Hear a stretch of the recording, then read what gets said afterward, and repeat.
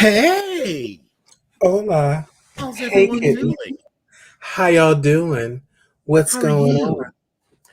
What's the gaga, honey? What's going on? What's the carryings on? What's the tea, honey? What's going on? It feels like a very slow week this week. You know what I'm saying? So, This is like a very slow month. Like everything about it is slow.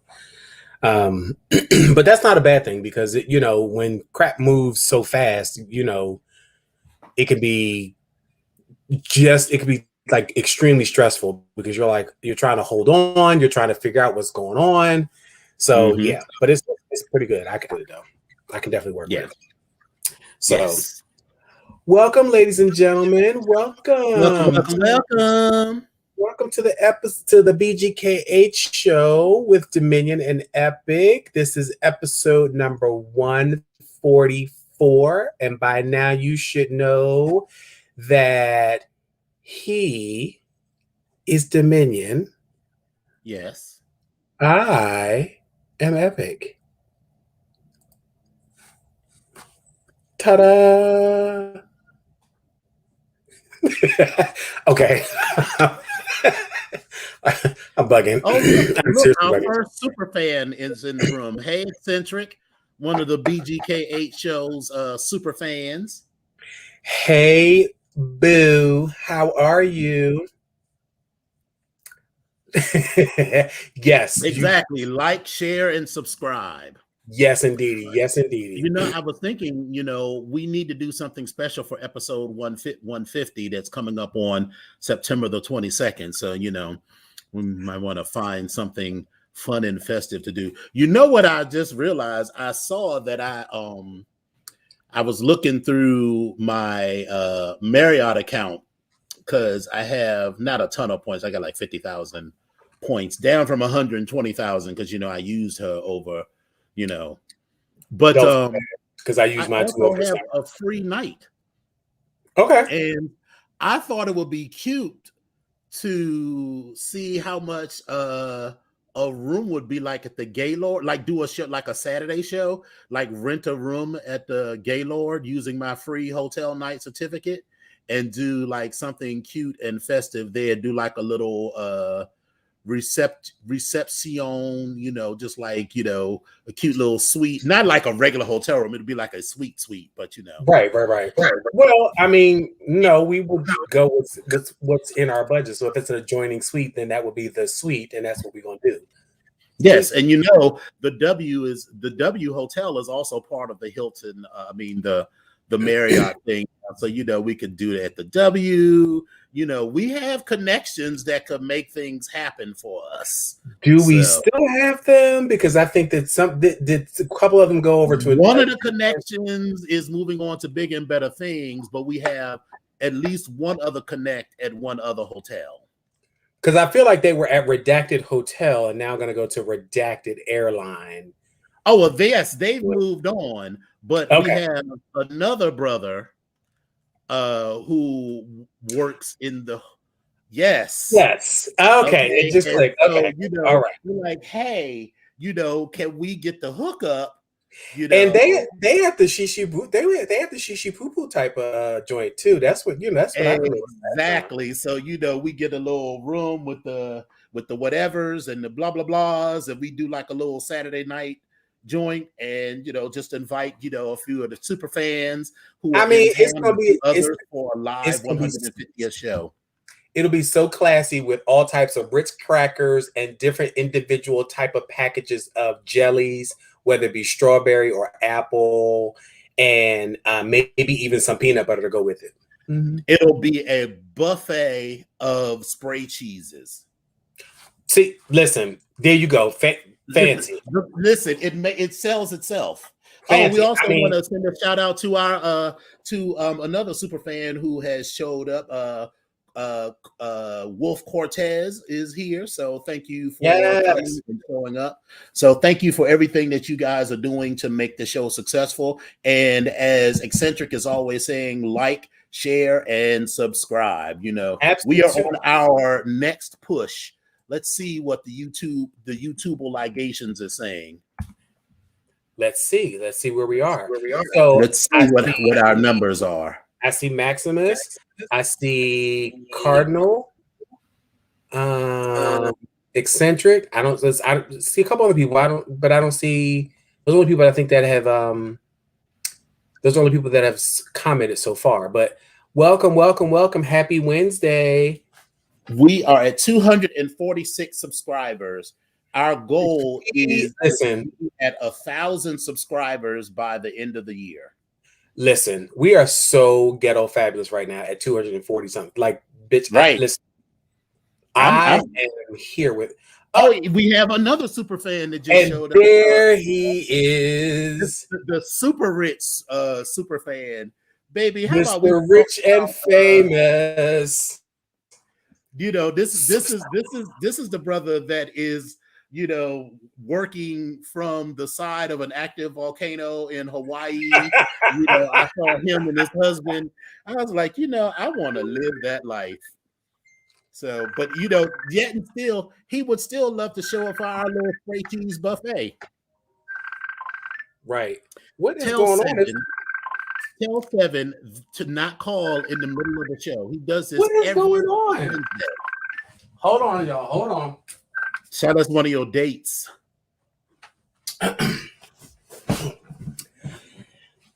Let's just see that may not have been a date, but we shall see who and what that was. But yes, I don't know what that was, but yeah, no, that was not. Oh, I'll hold on to that.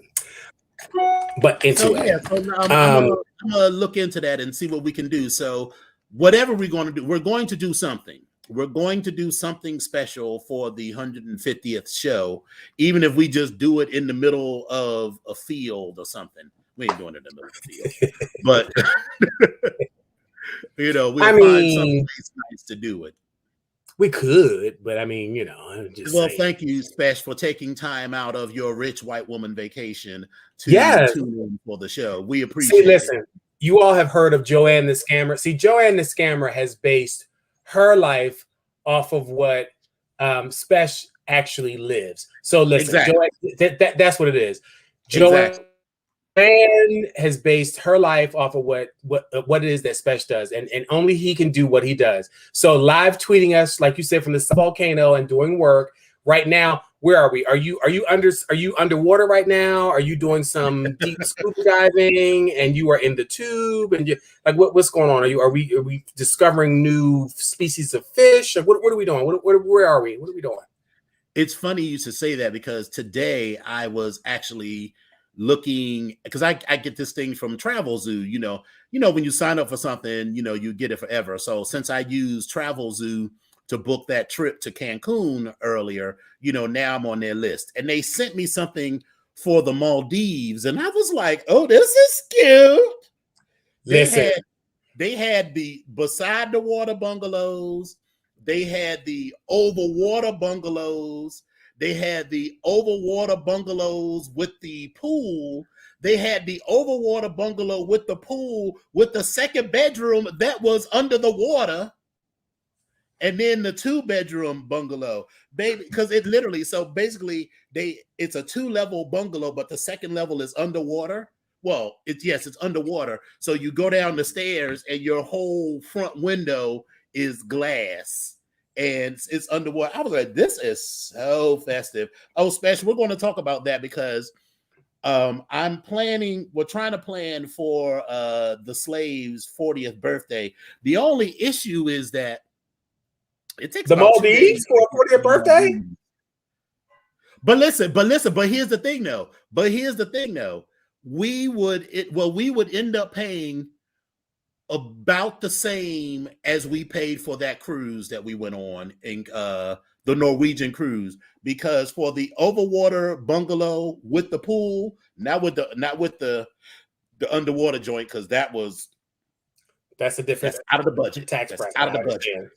But the overwater bungalow with the plunge pool was $3,800 for 2. Okay. Which is about what we paid, because we ended up paying like about $2,000 a person for the cruise. So this will be But about isn't that. that also kind of like, so if depending on how many people you split it with, it could be very much like a regular, like what we had at Tangerine Dream. Like, I mean, No, honey, depending on how many people. No, it's only 2 people in this bungalow. Oh, oh, Yeah. And the thing is that that's not bad, and what gets you is the flights, because the flight is all the way you're going all the way to the other side of the world. So the shortest possible flight from Dulles Airport is 18 hours. So it's 12 hours from here to Qatar, then an hour and a half layover in Qatar, then 4 hours from Qatar to the Maldives. Then once you get to the Maldives, it's a 55-minute flight from the Maldives to the local airport where the resorts are, and then a 15-minute speedboat. So let me tell you right now, with this 18-hour flight, I will be no good whatsoever. An 18-hour flight, a 5-hour flight to the West Coast, I get like loopy, especially if there's some turbulence. So an 18-hour flight. Oh, especially we're already on top of it. Points and miles. I was talking to the slave about that earlier. So for those of you that don't know, so I'm gonna give you an example, right? And these numbers are entirely made up. But let's say it's $1,000 for a flight to fly coach. If you want to upgrade from coach to first class, it would be $3,500. That's how much you'd pay an extra $2,500 for that. However, every airline allows you to buy miles.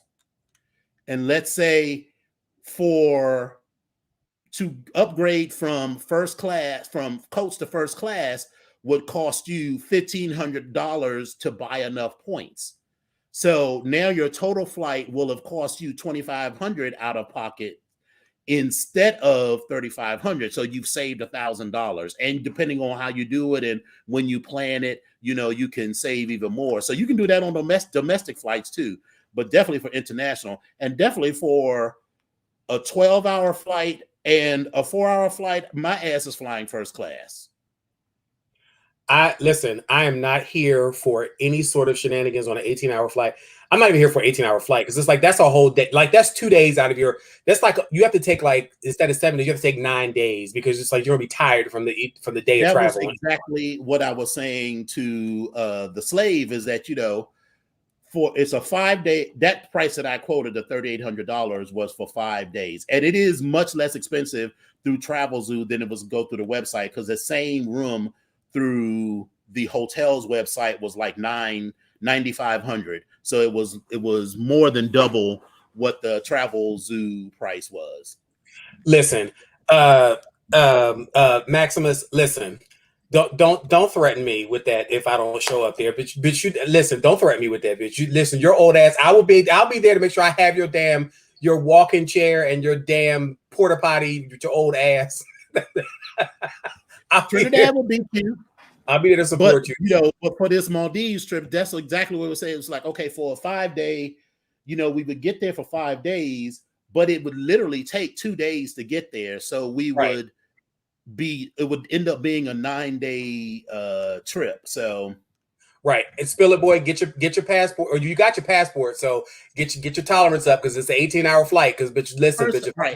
So here's the thing. I'm just saying. This is going to sound bougie and elitist, and that's fine, because that's who we all are collectively.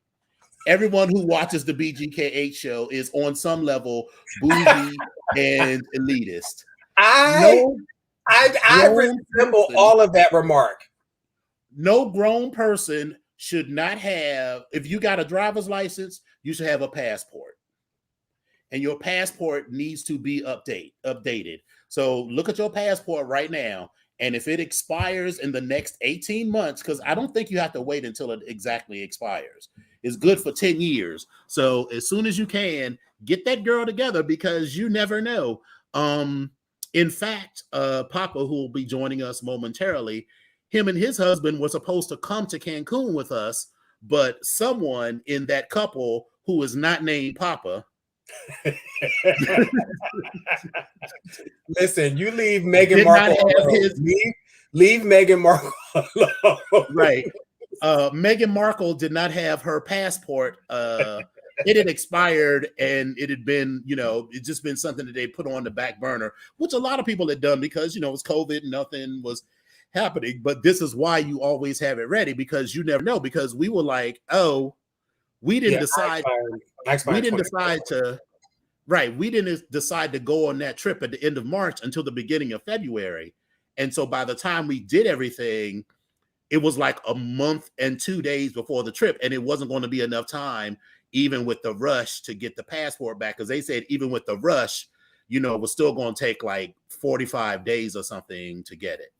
Yeah. And then, of course, he did it anyway, right? And his passport arrived 2 days before we were supposed to leave. So I was like, okay, so y'all coming, right?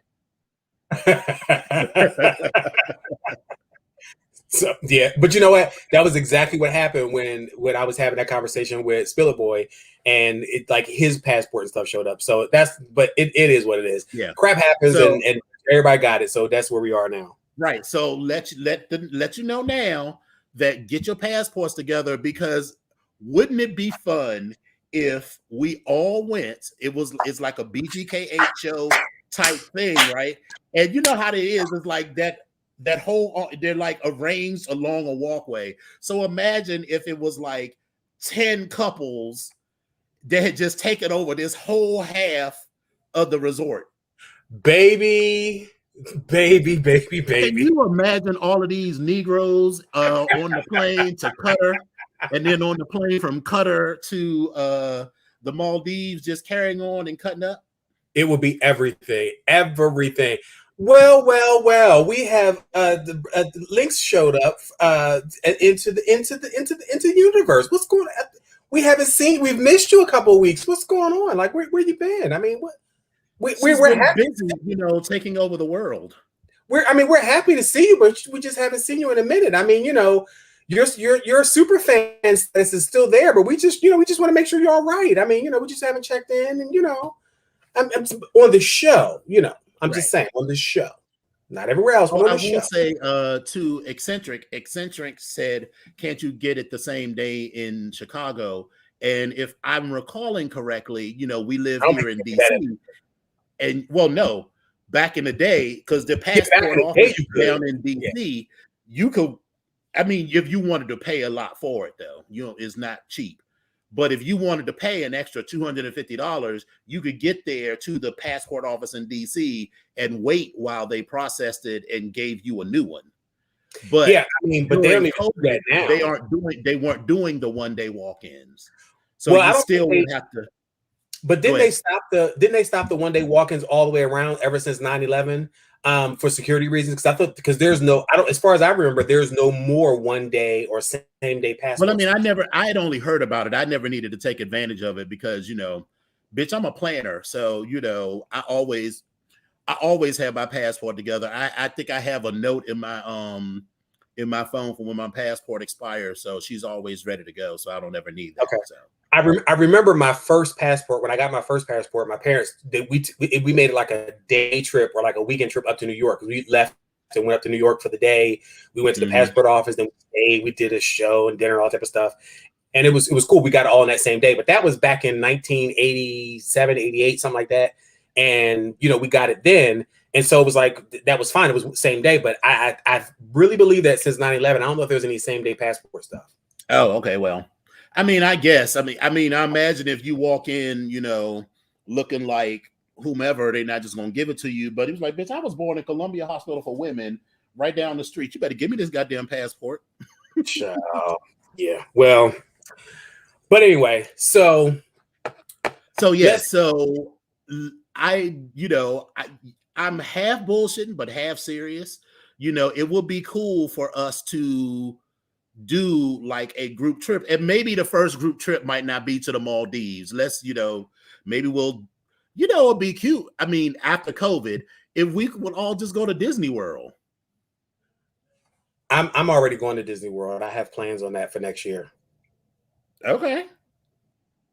I mean, Let's do it. I will gladly go again, but I'm just saying I already have plans for that for next year. So, I mean, it would be cool for us to do a group trip like that. That would be fun.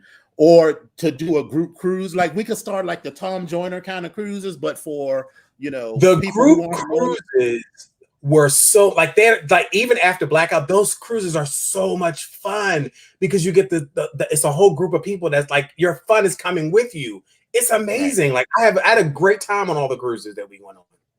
Right. So yeah, so let's think about that. So we got some time to plan that. Yeah.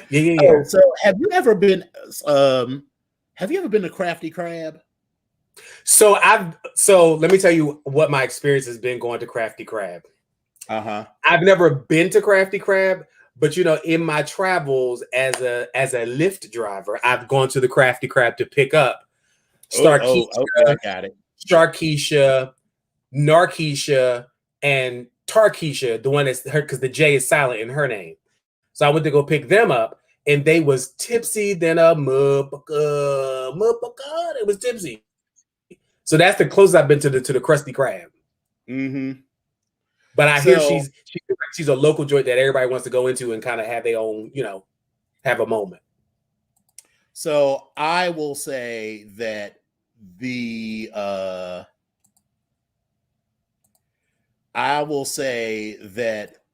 she gives very much this. Well,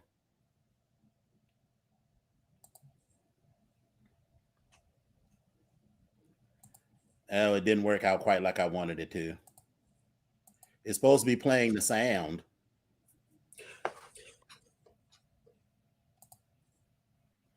Don't worry about it. All I will say is that so I went to Crafty Crab because I met my little brother Orion there, and as I was driving up to it, it was very that. Yeah. Yeah, the ghetto. And I'm a StreamYard. Yeah, it was very, very that. The ghetto. The ghetto. The ghetto.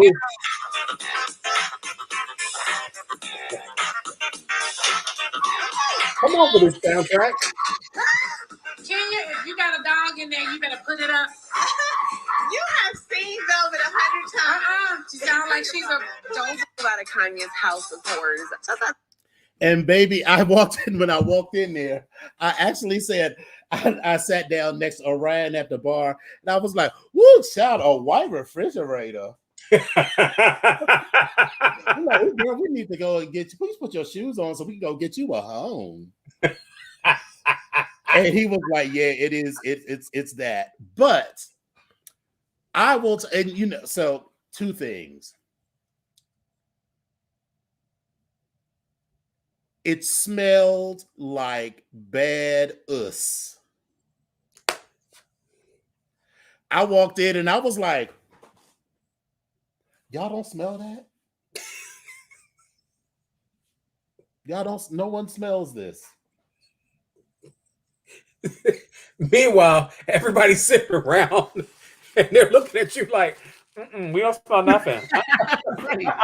We don't smell like, I mean, it smelled like a seafood joint, but it just smelled really bad. Yeah, it was a very strong and pronounced fish smell, like a fried fish kind of smell to it. And I'm like, like a fried sour fish type of smell. It was just a very strong smell to the place that I got accustomed to quickly. And how was the food? I don't really eat seafood, but I figured they had chicken. Baby, let me tell you. They had this stuff called this boom sauce. And this motherfucking boom sauce was so fucking good. I was like, can I get a couple of ears of corn? He was like, you want mild, medium, or hot sauce on it? I was like, Oh, child, this is the ghetto because I have never. Why are you putting hot sauce on corn? I've never been anywhere where they asked me if I wanted mild, medium, or hot sauce on my motherfucking corn on the cob before. So, but it was good though, baby.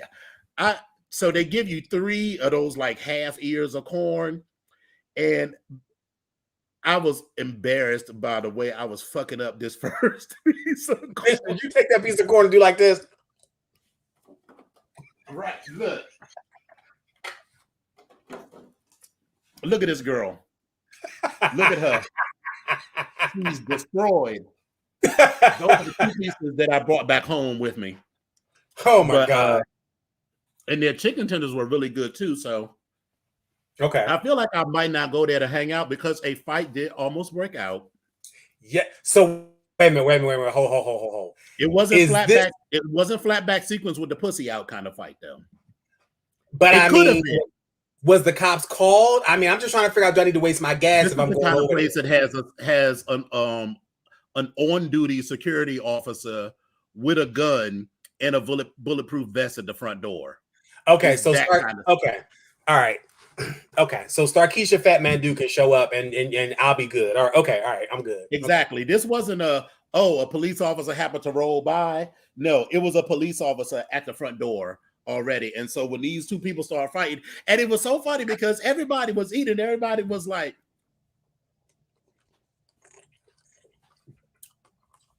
don't let it come over here to my table. Don't mess up my drink. And that was basically look at everybody's face. It was like, keep that shit over there. Because I'm fucking these crabs up with this boom boom sauce. I cannot with you in this boom boom sauce. So basically what you're saying is, and they actually give you a little container of it. I got some here at the house, but everything is extra salty. So I've been trying to drink a lot of water because I have had no salt in the past. Not extra salty, but everything had salt in it. Yeah, like so that. It wasn't saltiness. Each thing individually wasn't too salty. It was just like when you. So the boom boom sauce has like at least the one that I had. The medium it's basically garlic, like chopped garlic, probably some Lowry's, and some onion powder and butter, and so it's like a thick slurry. So the corn actually is sitting in that bath. So there's that. And then they give you the little side of boom boom sauce with the chicken tenders, which was good as shit, and the seasoned fries. And so, baby, and then I got sauce. They give you it's like a sausage boil. So they had little boiled sauces, and the boiled sausage was also in the boom boom sauce. I was in there like, God damn, this is the best. So what you're saying is they have a let me see if they on DoorDash. I'm sure they do. They definitely have carry out too. So it was an experience. I feel like it's a place where I would probably pick food up there, but I probably won't eat there ever again. I'm looking for and this crafty crab is spelled with a K. With a K, of course. Crafty. Oh no. She's not on DoorDash? She's not on DoorDash. God bless America. Oh, no. Spec says sounds like the Daiquiri Factory. No. Well, yes. So the kind of people we're not gonna do that tonight. We're not doing that tonight. We're not doing that tonight. What? You just talk about the clientele. We're just talking about the clientele. All I'm saying is that the kind of people who would go to the Daiquiri Factory, including us apparently, are the kind of people who would frequent Crafty Crab. Except the Daiquiri Factory is probably about 50% more gay. Because this was because I was saying to Orion, I was like, this place is cute and the food is good, but this is a very hetero kind of spot. It was they had like sports on all of the TVs and stuff. And, there were lots of women there, but, it was lots of people who will use the term baby mama without irony. Wait a minute. Hold on. The Crafty Crab is on Uber Eats, though. Wait a minute. Wait a minute. I think it's a couple of them. You got to make sure you're going to the one on Silver Hill Road. 5644 Old Silver Hill Road. It's Boom. Come on. Okay, let me put this on my favorites list so I can make sure I get them. Can I put this on my favorite? Okay, I know they're on here, but they spelled it with a C on this one instead of the K. So I don't know, but I'm gonna go ahead and check it out. I will say that it will be a cute place for because there were a couple of large parties in there, but it'd be a cute place for 4 or 5 of us to go. But I certainly wouldn't take a date there or anything. No. The people that I go to the Crafty Crab with need to have on sneakers and be ready to throw some bows. That's exactly how I feel. I don't want to listen. I'm not going in. There's some people I'm just not gonna go to the Crafty Crab with. I'm not gonna roll up in there if you ain't gonna fight. I don't give a damn. Now I'm not walking in that bitch trying to fight, but I need to know that if something jump off, we all ready to motherfucking get our motherfucking boom sauce and all on. Because exactly. I mean, I'm never trying to fight, but I'm always ready to fight. Yeah, I'm not doing that. So yeah. Okay. All right. Well, look. So with that sounds like maybe that's a weekend trip. Maybe that might be a weekend little. Maybe we'll see how that goes. Maybe this weekend. I don't know. Yeah, I got too much going on this weekend until that feels like it's out of the question for me. But well, you gotta eat. You gotta eat at some point. You gotta eat. Well, all right. So here's the thing: I can do it, but not until after 7 because on Saturday, because we got the business meeting. Then I have to do this thing for the pledges of Onyx Northwest, and then we have our meet and greet, which ends at 7. So we could go after 7. That sounds like it's gonna be prime time for foolishness too on a Saturday night. I mean, that's the perfect time to go. Just give us a table in the back where we can see all of the foolishness, but not be in the middle of it. By the door. We need to be by the door. The exit door in the back, yes. Yeah, right. So, right, exactly, Maximus. Take it off motherfucking earrings. Exactly. So, anyway, let's get into this week's show because we got a lot of stuff to talk about and bring up some stuff and just kind of share with you all about how everything went. But I'm sorry, we didn't even check in like we normally do. We've been chit-chatting like we do anyway. But the week was good for you last week. How was your week? Was it was good? And I also want to say we did not say hello to our other super fan Ebby, who tipped into the room. So hey, Ebby. Oh my God, I didn't even see Ebby. Hey.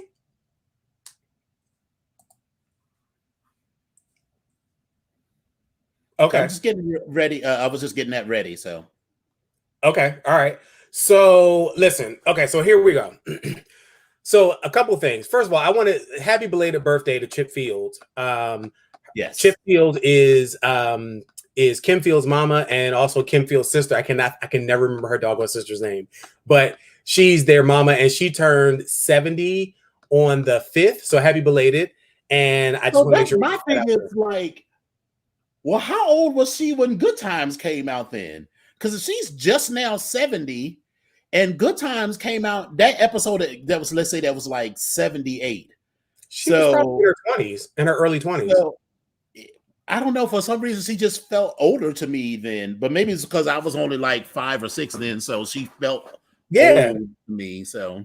And hell, half the 1970s, it seemed like everybody looked old in the 70s. Shit. It was like every adult seemed like they looked like they were 97 years old. It was like, what? Right. When they said she was only 70 years old, I was like, really?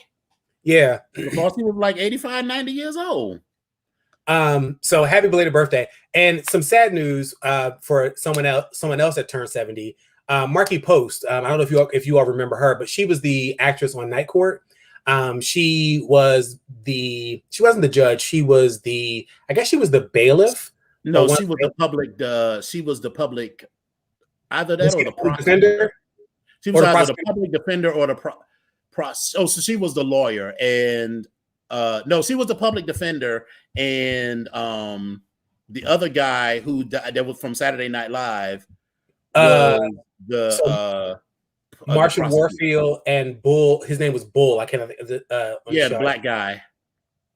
Oh no, he was somebody else. I cannot. But anyway, Marky Post Charlie died. Robinson, the black guy, was Okay. Bull. Yeah. No, Bull was the tall white guy with no hair. Oh yeah, that's right. That's right. Yes. Okay. But anyway, our condolences. Marky Post actually passed, and so we wanted to acknowledge that as well. In this same vein, I want to talk about the actors and that are doing crazy things. There was an actress down in Atlanta. Her name is Raquel Palmer, and she was doing an interview with TMZ on Monday, and that she landed a lead role in Tyler Perry's upcoming series, All the Queen's Men, 2 years after Tyler Perry blasted her on social media for purchasing a billboard in hopes of getting a job in one of his projects. It was literally reported that her advertisement in May of 2019, although it was a risk, it kind of paid off. But she took out a billboard in Atlanta 2 years ago, spending about $2,000 in order to get Tyler Perry's attention. The billboard read with a headshot, "Attention, Mr. Perry, Raquel Bailey is your next leading lady," in addition to her social media handles and website information. So now Tyler in Atlanta had seen a billboard, and he said, listen, save your money. He said, listen, you can audition for free, but just save your money. He said, and by the way, you were great in one of the films that she was in called The Night Of. He was saying it was my favorite show. He said, I already saw you. He's like, so again, just audition. It's free. Just keep your money. And here it is. Fast forward 2 years later, she's now going to be a lead role in the new series, All the Queen's Men. So that was a risk she took. He did scold her on social media out in public, but hey, it paid off for her. So kudos to her and where she is today. So. And, he says that, but I'm sure when she came to audition, he remembered her face from that billboard, even if he didn't remember her from the TV show. So it was $2,000 well spent. Absolutely. Absolutely. Oh, hey, Bougie Girl. Hi. Hey. Thank you. Marsha Warfield was the bailiff. Okay, got Charles Robinson. Okay. Yeah. Richard, not Brannigan, Richard somebody, but yes, I do remember his name now. Richard something. I'll find out in a second. But so we reported a couple weeks ago about Rihanna finally getting to her billionaire status. Well, listen, Rihanna dropped her first fragrance on Tuesday.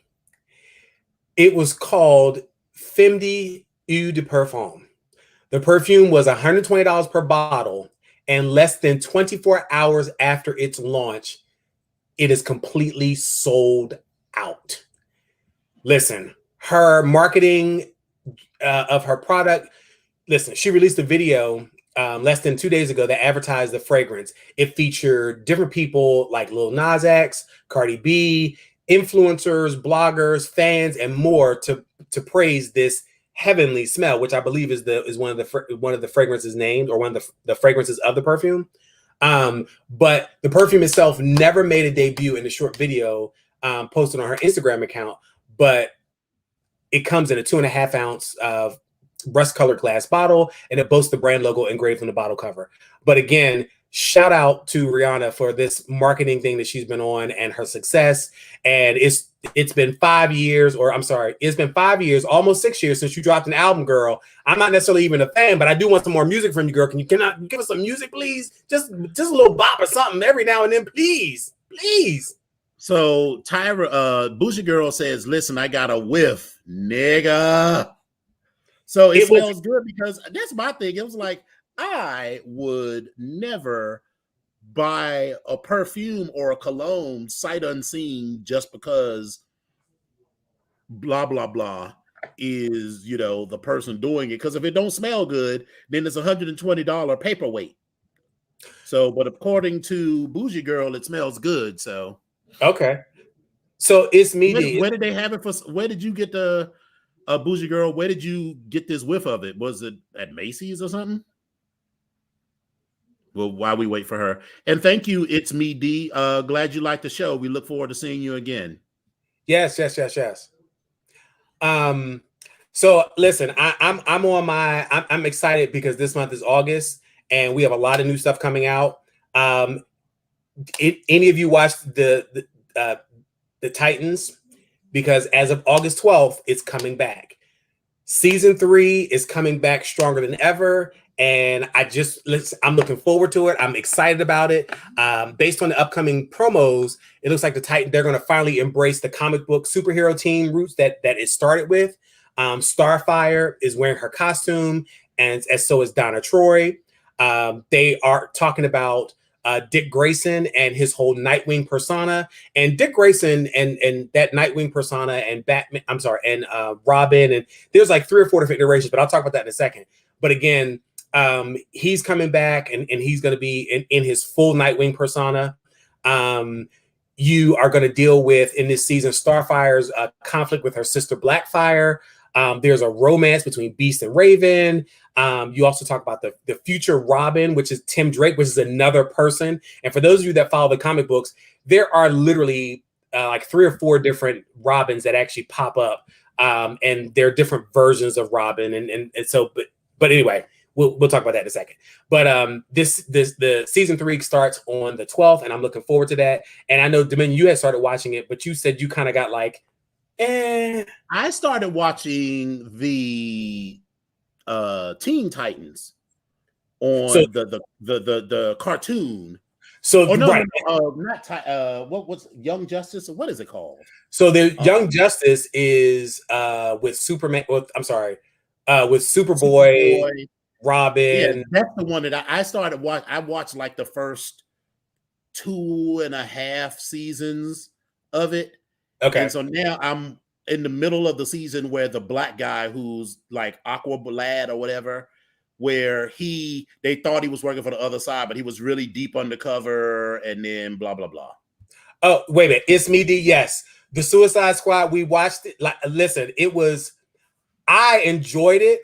I enjoyed it. I thought it was all right. I mean, it was like the best movie I ever seen, but first of all, Margot Robbie and Harley Quinn was everything. She was so good in that movie. And when they put her in that red dress, and then she was being romanced by the dude, and then I was like, bitch, this is the Joker all over again. And she was like, shot that motherfucker smooth in the dark. Yes. I love that movie. She was like, that was a red flag for me. Right. I was like, okay. Killing kids thing was a bit of a red flag for me. Yeah. So listen. But yes, it's amazing. I enjoyed that. I even started watching on Marvel. They have a new Marvel. I'm sorry, on. Is it Hulu or is it on Disney? The What If Marvel? Yeah, that started today. I haven't watched the first episode yet, so I watched halfway through it, and it literally, it's interesting the way it plays out, and it's kind of like the because it's the Watcher that when it first comes on, that's talking about the different things that happen and how things actually can change over, and so that's been pretty good as well so far. Right. So I want to give a shout out to a good friend of the show who we haven't seen in a minute, Billy Malloy. Thank you for coming out. We really appreciate you and glad that you are here. He asked us if we had watched Why Women Kill. I haven't watched the new season of it. I was about, I guess, 2/3 of the way through the first season, the one with Lucy Liu, where she was married to, and her husband was gay. And then there was the other dude where he was having an affair on his wife, and his wife was like the homemaker and everything. And she was slowly coming to realize that, she realized that he had the affair, and she had befriended the mistress. So that's where I was in the first season. So I need to finish that up. It's on my playlist of things I need to watch. I'm all over the place between What If, American Horror Story, Drag Race. I'm all over the place. I watched Suicide Squad for a minute. I got a lot of stuff. Teen Titans is coming back on. Like, I'm just all over the place. So it's like overload for me. But that's on my list definitely. Yeah, I gotta watch What If tonight. There's Drag Race, of course, and I love Star Wars. So this week is the season finale of The Bad Batch. So that'll be good. And then, there's a bunch of other shows coming out. There's a show about Obi-Wan Kenobi. There's a bunch of other shows coming out. Links mentioned that Candyman is coming out August 28th. So I'm not really superstitious, but you know what? I'm not superstitious, but I still won't say Candyman 3 times in a row. It's 5 times, isn't it? Whatever. But that's okay. I just don't need that smoke in my life. But I also feel like this one, so the premise of this one doesn't seem as scary as the original one.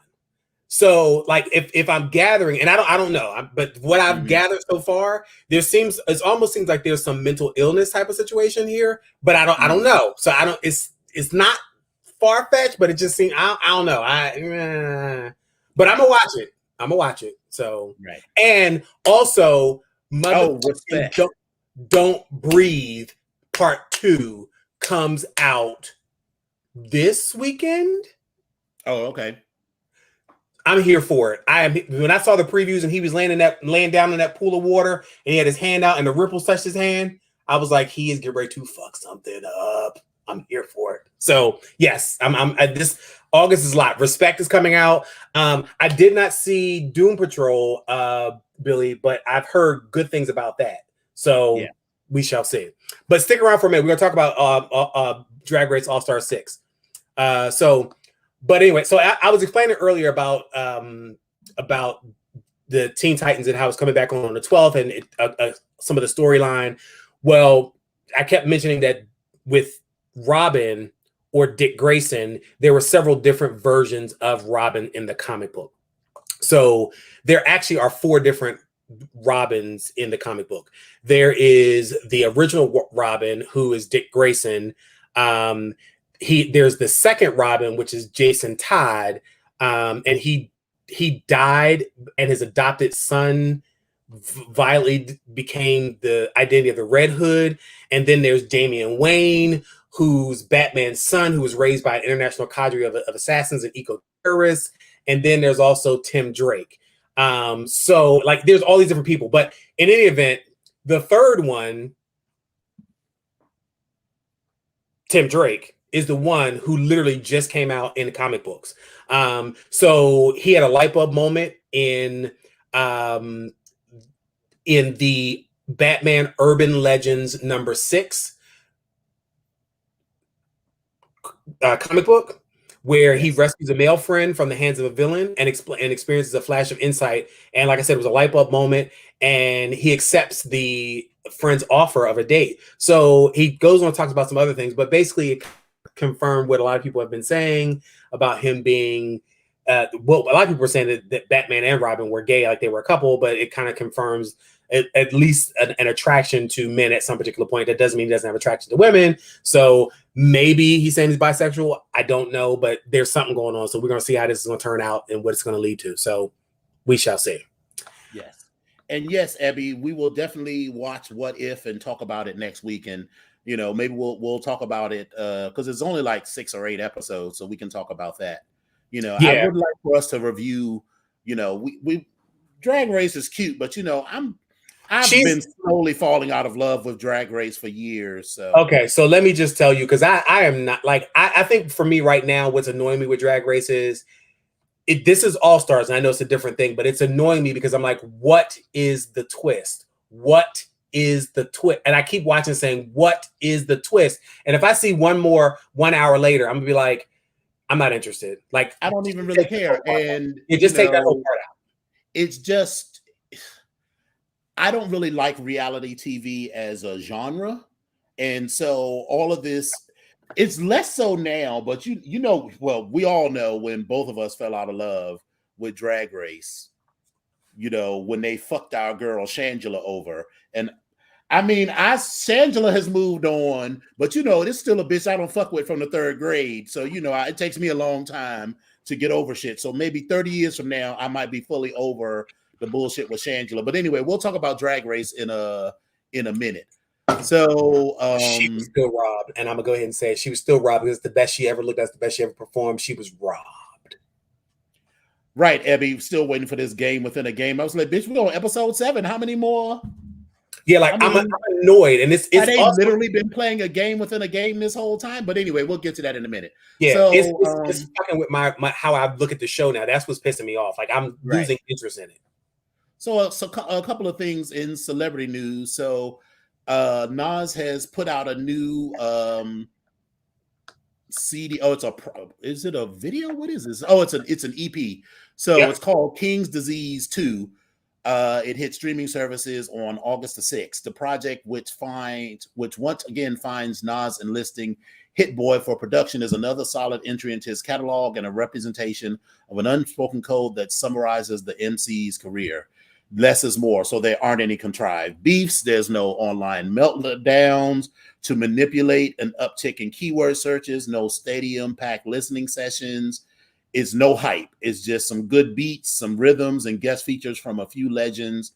There's cuts, 15 tracks with featuring Eminem, EPMD, A Boogie with the Hoodie, YG, Lauryn Hill, Charlie Wilson, BL. I think you pronounce it Blast. That's what I think. That's how I think you pronounce it.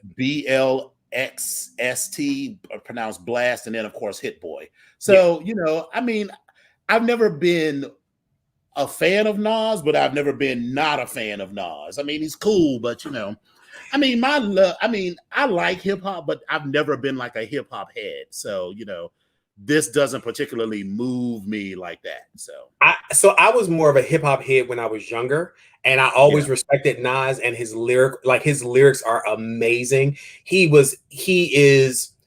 I don't want to say Hotep, because when you say Hotep, it comes across in a very negative way.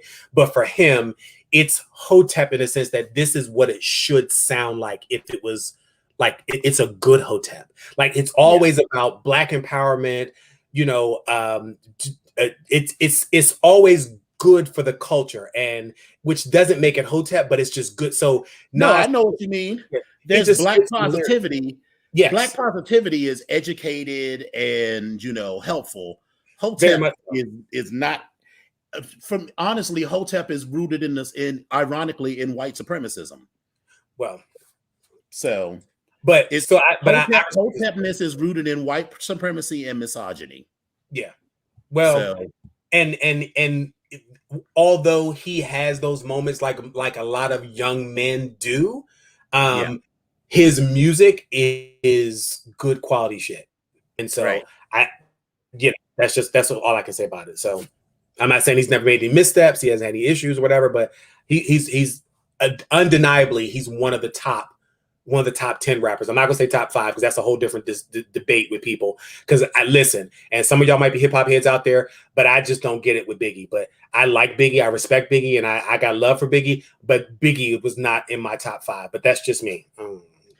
I mean, because I'm not enough of a hip hop head, I will say that I have a lot more of Biggie in my own personal catalog and a lot more memories of Biggie's music than I do of Nas's music, but that doesn't necessarily mean anything.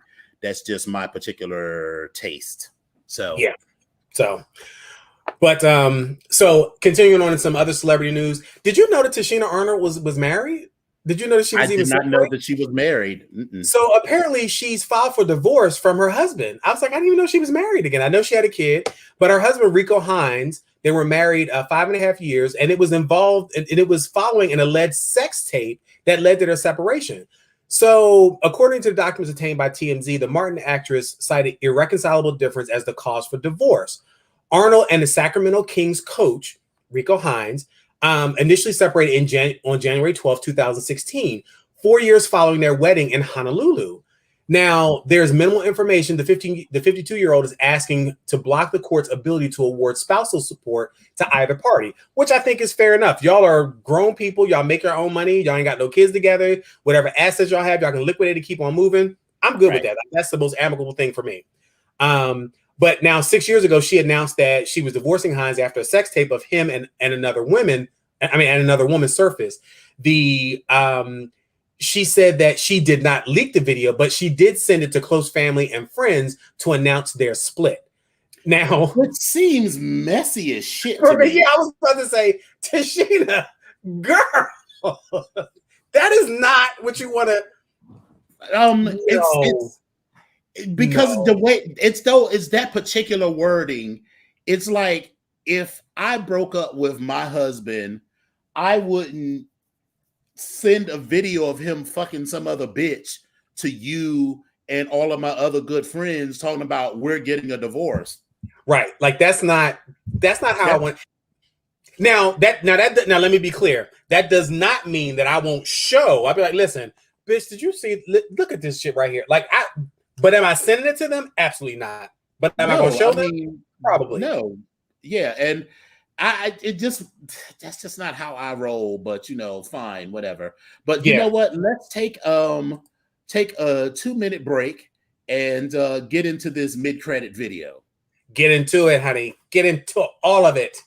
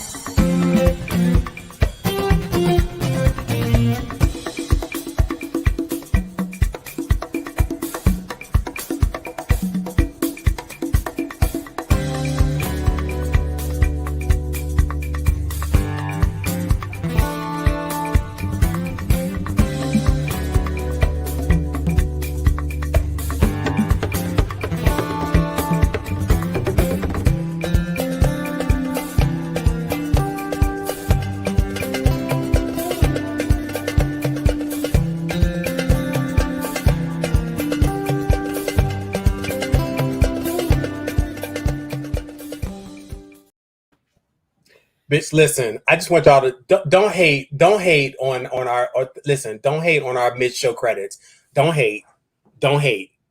Listen, don't hate. All I gotta do is just go ahead. Listen, all I gotta do is just go ahead and just congratulate that man right there because he put his foot all up in that. But listen, he even made my nip slip look good. I'm sitting there with the little nipple. I was like, why had a nip slip? I was like, well, don't hate. Our mid-show credits is everything. Don't hate. Don't hate. You're welcome. You're welcome. It was good. So, Issa Rae is set to unveil a new unscripted series called Sweet Life Los Angeles. So she's got a ton of projects going on. This new series is called Sweet Life LA.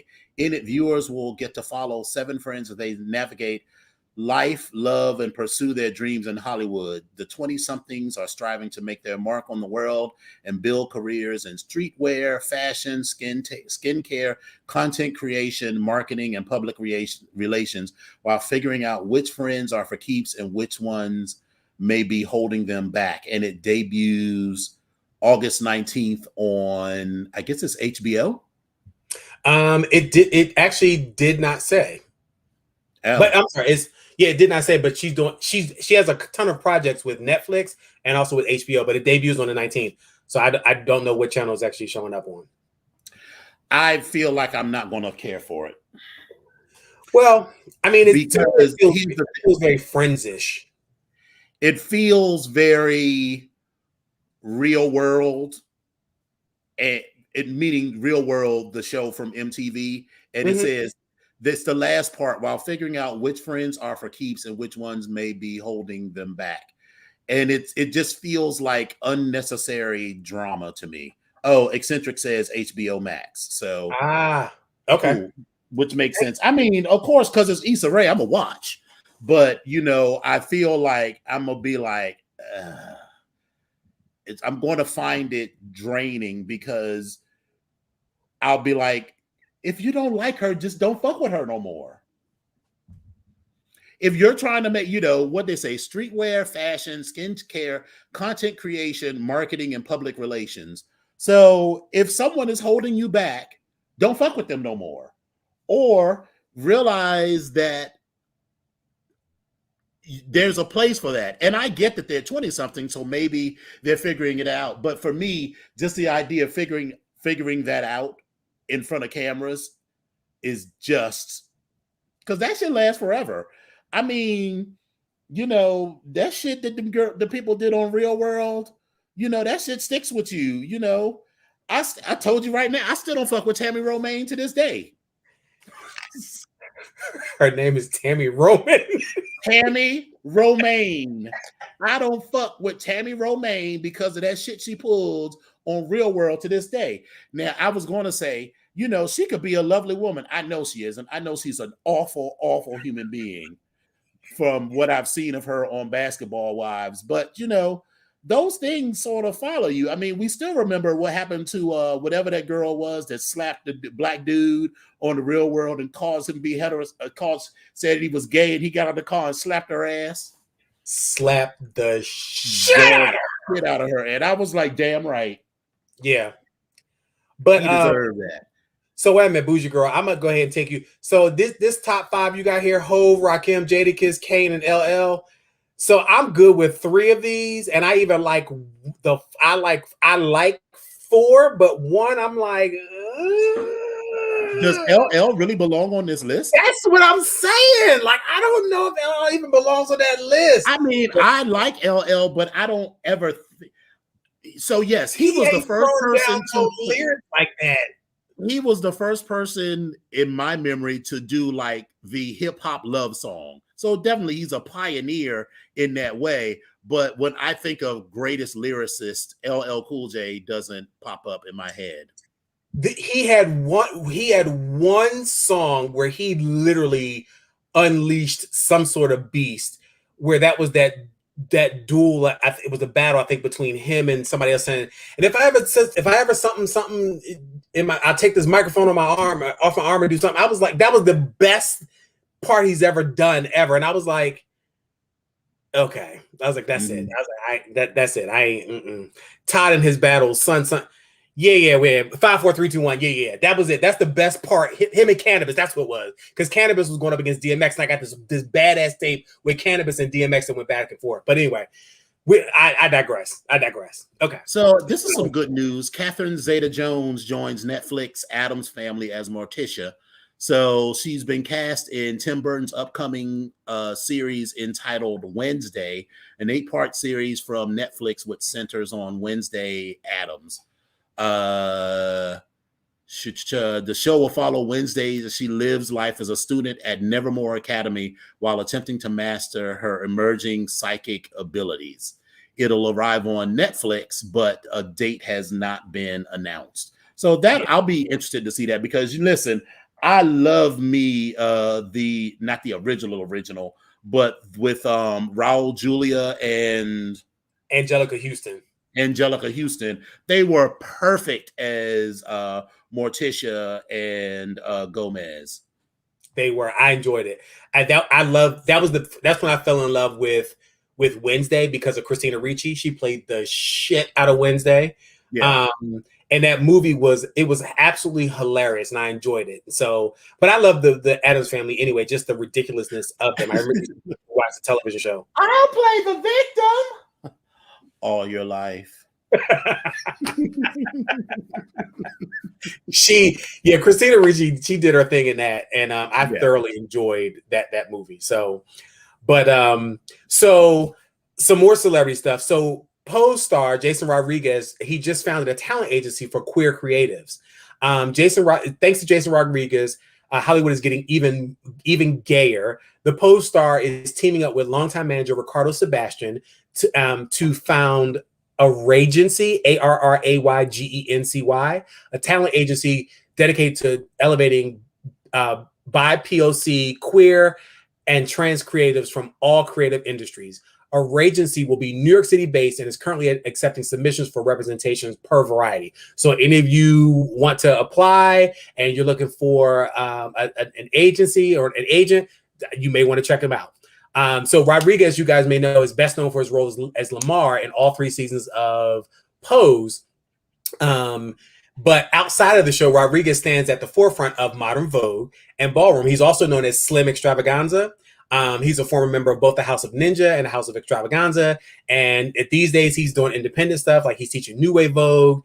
And New Wave Vogue is one of those things that is about sharpness and precision and flexibility and all that stretch. And so it's amazing. So good for you, Jason. And I hope this agency gets off the ground and does amazing things, because I feel like there's a lot more people out there that will probably feel more comfortable having an agency stand behind them and help them to do things that are and their own personal values are aligned with the agency and the people that work for them.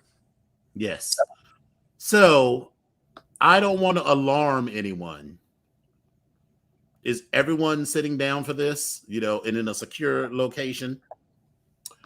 O.J. Simpson has said that he refuses to visit Los Angeles because he's afraid he'll end up sitting next to whoever did it.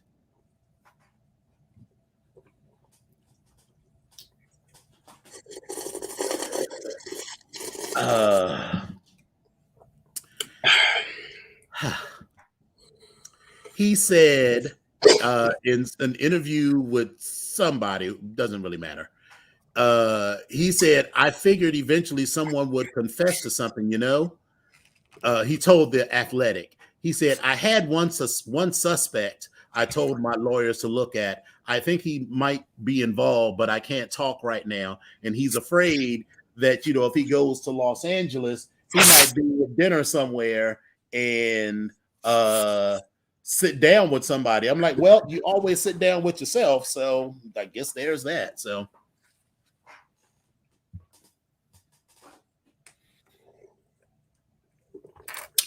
And we're going to go on to our next story. Yes. So listen. I did hear one interesting thing about O.J. Simpson and that whole thing is that, and this, I mean, they talked about the fact that there is a possibility that he didn't do it, and because it's well documented that as crazy as he is, his son Jason was even crazier. And that Jason was the one who actually killed them both. And that was why the gloves didn't fit. And, there was some other inconsistencies. And that he basically he did all that, like the Bronco chase or whatever, to give his son time to get away and do his alibi or whatever. But I was like, whatever. So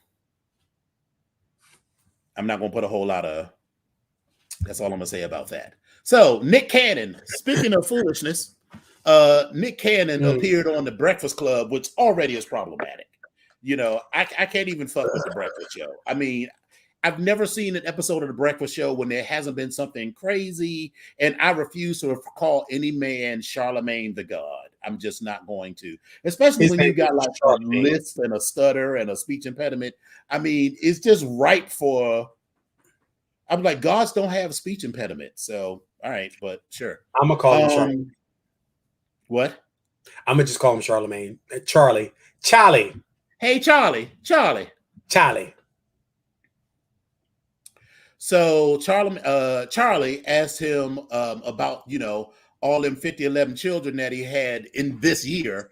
And Nick Cannon said, quote, why would people question that?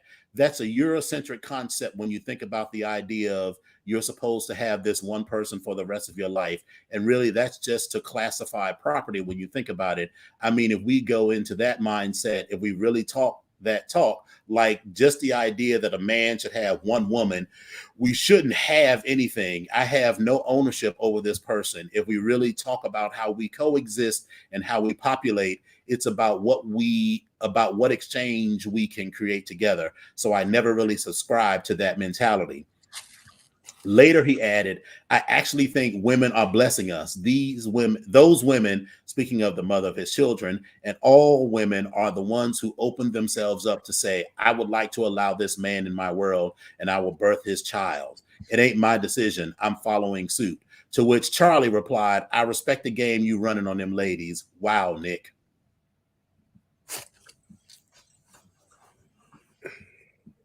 So here's my thing. I I was like, I'm waiting because at a minimum, let me just Google something. Nick Cannon net worth. Oh, it's He's up. worth $30 million. So fine. He's worth $30 million, so he can take care of all of these children. It's, the problem is that Nick Cannon, the Bama down the corner with 7 different children by 5 different women working at the post office, which is a fine job. I'm not shitting on the post office, but it's not enough to take care of 7 children in the way that they should be taken care of. So yeah, Nick Cannon can do what the fuck he wants because he's rich and he can take care of every child that he brings into this world. You, sir, Mr. Postman, are not. So, those same rules don't apply to you. And then all of this Hotep bullshit about, women being a vessel and all this other foolishness. And it's just the messiness of having, you had a child born in February, then you had another child born in June, and then one in July. I'm just like. And can I also just add in here, like, as cute as Nick Cannon may be, and I'm not saying he's unattractive. I'm not saying he's unattractive. I'm not saying he's cute, but it really, Nick, that's what we doing? I'm laughing because Bougie Girl just put this. This is what happens when the damn turban is too fucking tight and the condom ain't. So Exactly. And Freaky McNasty said Mariah got 500 million, so he ain't got to worry about Moroccan or Monroe. So out of 5, does he have 5 or 7 children? He has, I think he does have 7 because it's the last he 3 ain't got to worry about the first 2 because the first 2 is good to go. If Nick Cannon never contributed a dime or showed up ever again, they would be totally fine. It's the other 5, but still, $30 million to take care of 5 children is, not bad. But I'm thinking he's going to regret that one day because all these women are somewhere waiting in the wings because I don't think that these were all just hookups. I think he was fucking with all of these women at the same time. And somewhere, somehow, each one of these women thought that they were the one.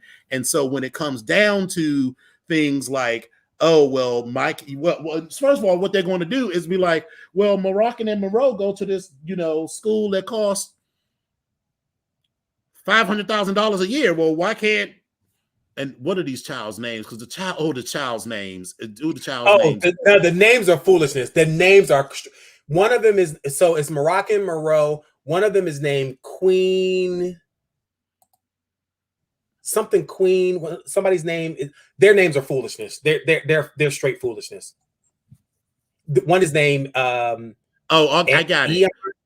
So there's Moroccan Scott Cannon, Monroe Cannon, Powerful Queen Cannon, Zen S Cannon, Zillion Air Cannon, Golden Cannon, and Zion Mixodylian Cannon, which I was like, that sounds like a cure for herpes or something. Listen, it's a shot in the ass that's gonna hurt. It's gonna come out real slow and real goopy and be real painful and gonna cause a knot, and you're gonna have to rub that bitch out in 3-4 days. But I mean, I'm just, that's what it sounds like.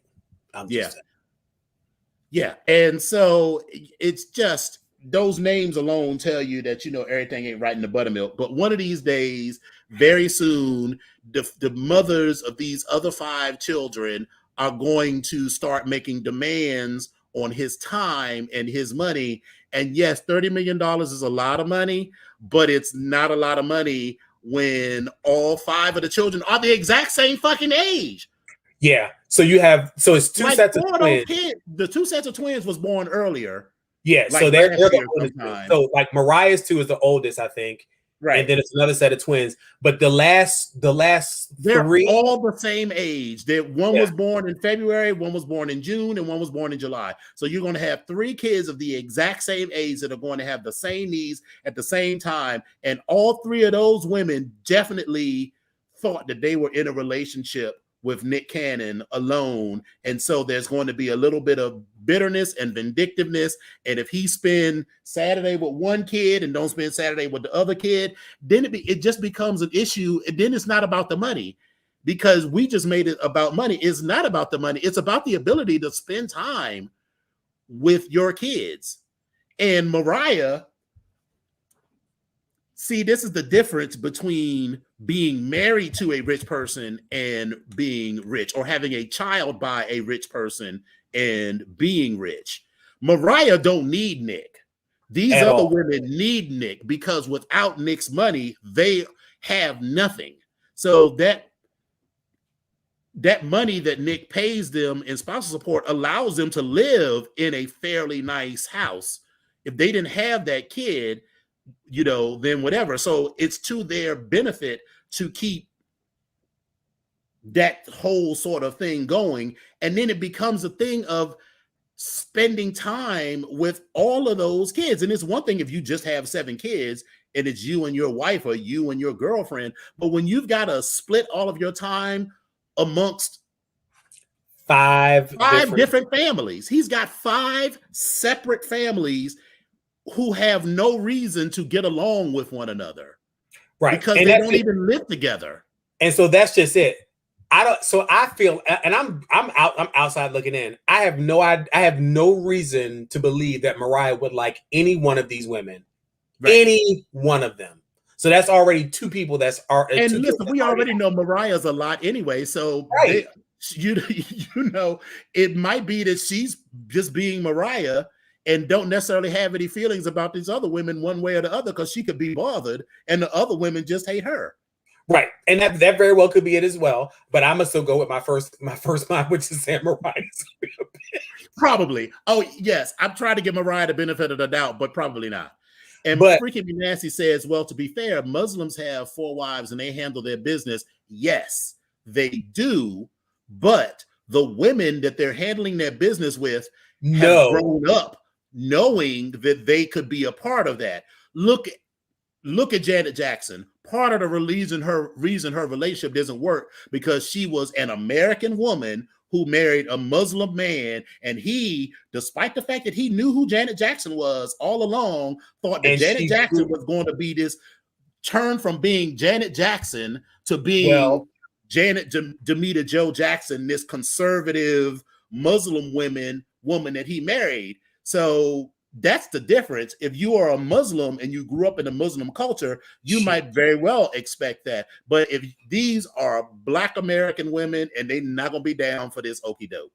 Well, so in Janet's case, she did grow up in a Jehovah's Witness household. So there are some similarities. However, but that was 30 years ago.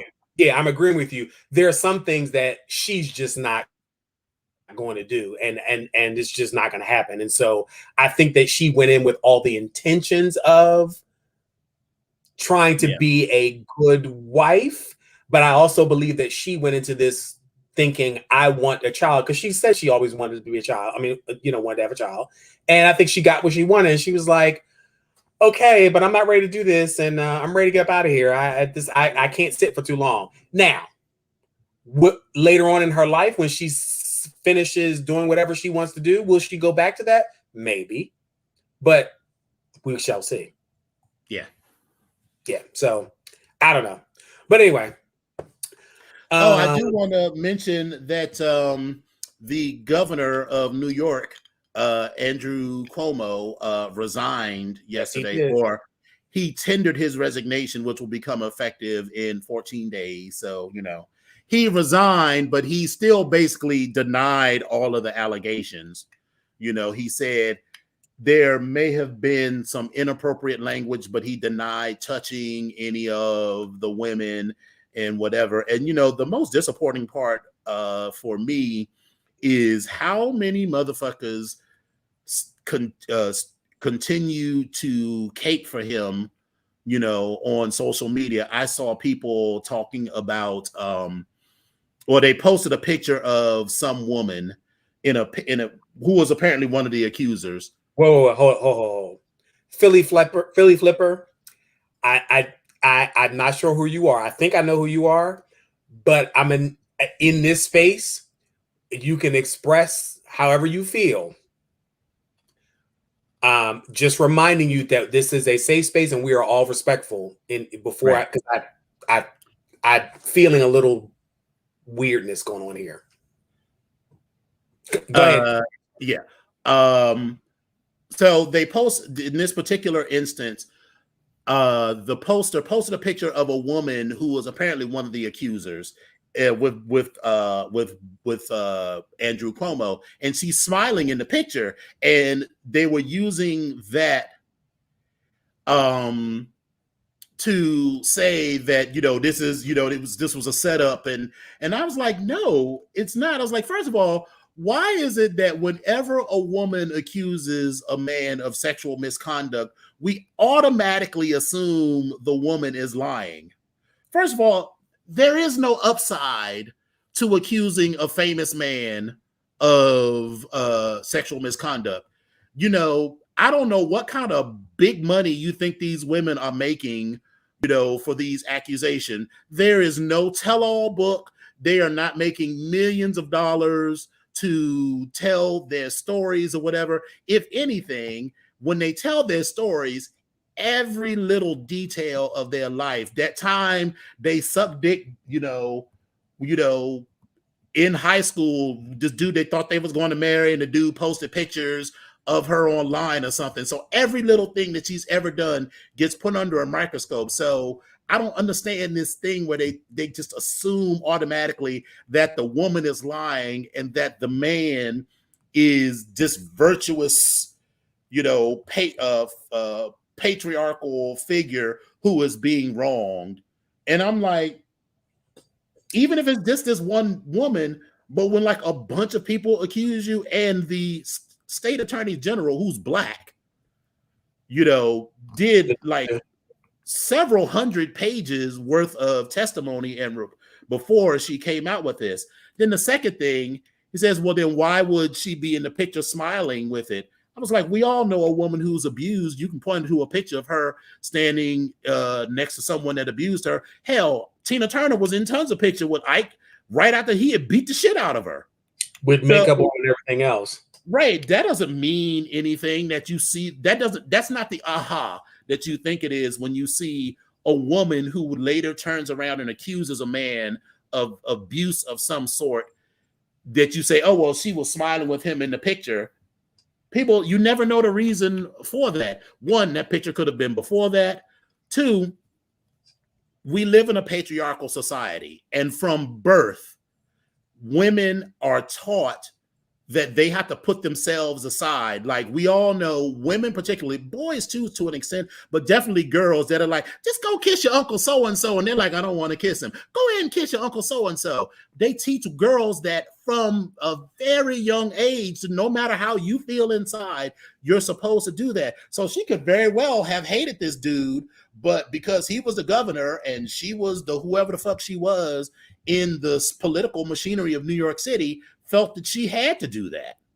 That doesn't mean that her word is not true. It's not a money grab. There is no, Philly Flipper, I'm telling you right now, there is no money to be made in accusing the governor of the second most populous state in the union of infidelity, who was also wildly popular. There is no money to be made from that. None. Wait a minute. Use the brainwave lie detection test, which is 100% accurate, and get rid of. There is no lie detector test that is 100% accurate. Let's be clear with that. It's none. There's no lie detector test that is 100% accurate. Look at the Dusties that defended Dr. Dre all these years, even though he's a known abuser. Well, but still, here's the other part too. When you start talking about abused women, there are several of them that also fall into this category of it's a learned behavior and it's a conditioned response, kind of like Pavlov's dogs, where they begin to act a certain way because they've been conditioned to act a certain way. And let's be also clear about rape and abuse. Many times it's not about the sexual act, it's about the power. Almost always about the power. It's about the power. It's never about the act or the sexual act or the physical act. It's about the power. The power to say, I can do this to you, or I can take this from you, or I can withhold this from you. That is what these sorts of abusive relationships are about. So I don't know. Type I effective. just I didn't I was very upset when this came out because, you know, listen, I don't live in New York State, so I had no all I knew about Andrew Cuomo was from the outside. He seemed to be a good governor. You know, he legalized marijuana. Okay, fine. But I mean, I feel like he did a lot of good stuff in the state. But now, whatever good he did is forever tarnished by this. And you look at someone like Donald Trump and you be like, yeah, he's a moron. Of course he does that. He doesn't know any better. This dude like barely, yeah, he went to Ivy League schools, but he barely passed. He failed at every business he's ever done. He only got started because his father was wealthy enough to cover up all of his failures or whatever, and he just kept failing upward. But Andrew Cuomo is from a political family. He should be smart enough to know. He lives in New York City. I mean, if you just want to fuck random bitches, just fuck random bitches. You don't have to push up on women that don't want you. You know, it's just that's actually just a larger question that, you know, you see so much of what happens online in heterosexuality, like this idea of men cheating and not being faithful in relationships. And I'm always like, well, girl, why even go through all of that? If you don't want to, if you just like to fuck random people, and this goes for straight, gay, or whatever, if you want to fuck random people, just fuck random people. Why bother to be married? Why bother to go through the hassle of spending money on a wedding and then have to come up with all of these lies and all of this other foolishness? Just fuck random people. Yeah. And he should have been smarter than that. He could have just all right, anyway, it's just a very sad story because whatever positive legacy Andrew Cuomo had has now been forever tarnished. And then these women, you know, who are very brave for coming forward because of comments like we see going around now, that, you know, these women are not going to have peace for the next several years because there'll always be that person who is whatever, and people will judge them, and any other person that they get involved in a relationship with, you know, you can't trust people, you know, whatever. It just sucks. Yeah. This is a conversation that we can probably go on for hours with, but we're going to shift this conversation a little bit so that we can get to our Drag Race piece, and then we can come back to this if we need to. So I'm going to go ahead and move this over here. So for all of those that I'm giving a spoiler alert, we're going to talk about what actually went on with the All-Stars Season 6, Episode 8 of Drag Race. So this episode was the Let's get sixing. It was the Snatch Game of Love. And so the guests that were on the Snatch Game of Love was Cheyenne Jackson and Fortune Feimster. So each of the participants had to come up with a character that they had to do, and they were going to go on this dating show. And so Trini became Whitney Houston, Kylie was Dolly Parton, Raja was LaToya Jackson, Ginger Minge was Phyllis Diller, Pandora Box was Kim Cattrall, or more so Samantha, if you will, and Eureka was Divine. So out of all the people on that, in that, you want to look at each one of their looks? Well, so we can do that, but I think Divine had Jesus Christ. Divine had the best look for me, or Eureka had the best look for me. Because it was a convertible look as well. Like it kind of changed into something else, but she was spot on with everything for me. Yes. Now she was a bit aggressive, which is the character that she was playing in. I can't think of the movie. I can't think of the name of the movie right now. But this look, she was very aggressive. But you know, Female Trouble. I think it was. Was that what it was? I think that was it. Yeah. I think it was Female Trouble. But you know, it was a good look. And it was It was just aggressive. That was her whole look for me. I mean, her whole move for me. That's all I can say about it. It wasn't bad. There was really nowhere else you could go with this look, because if you're going to choose this particular look from Divine, then, you know, because she could have done, you know, Edna Turnblad from Hairspray, yeah, she could have. was entirely different. It was an entirely different whatever.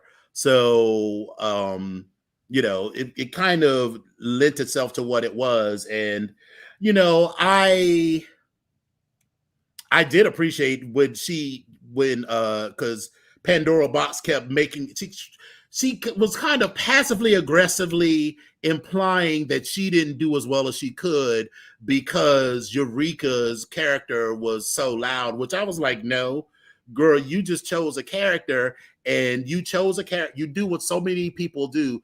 They choose a character that has a very specific one note kind of thing, which is funny and cute, but is not translatable to a bunch of other situations where you got to think on the fly. No, so I think that unfortunately, with that character that she chose, Pandora, and her character, as I said, was Kim Cattrall and doing Samantha, I feel like she could have done so much more with it. Yes.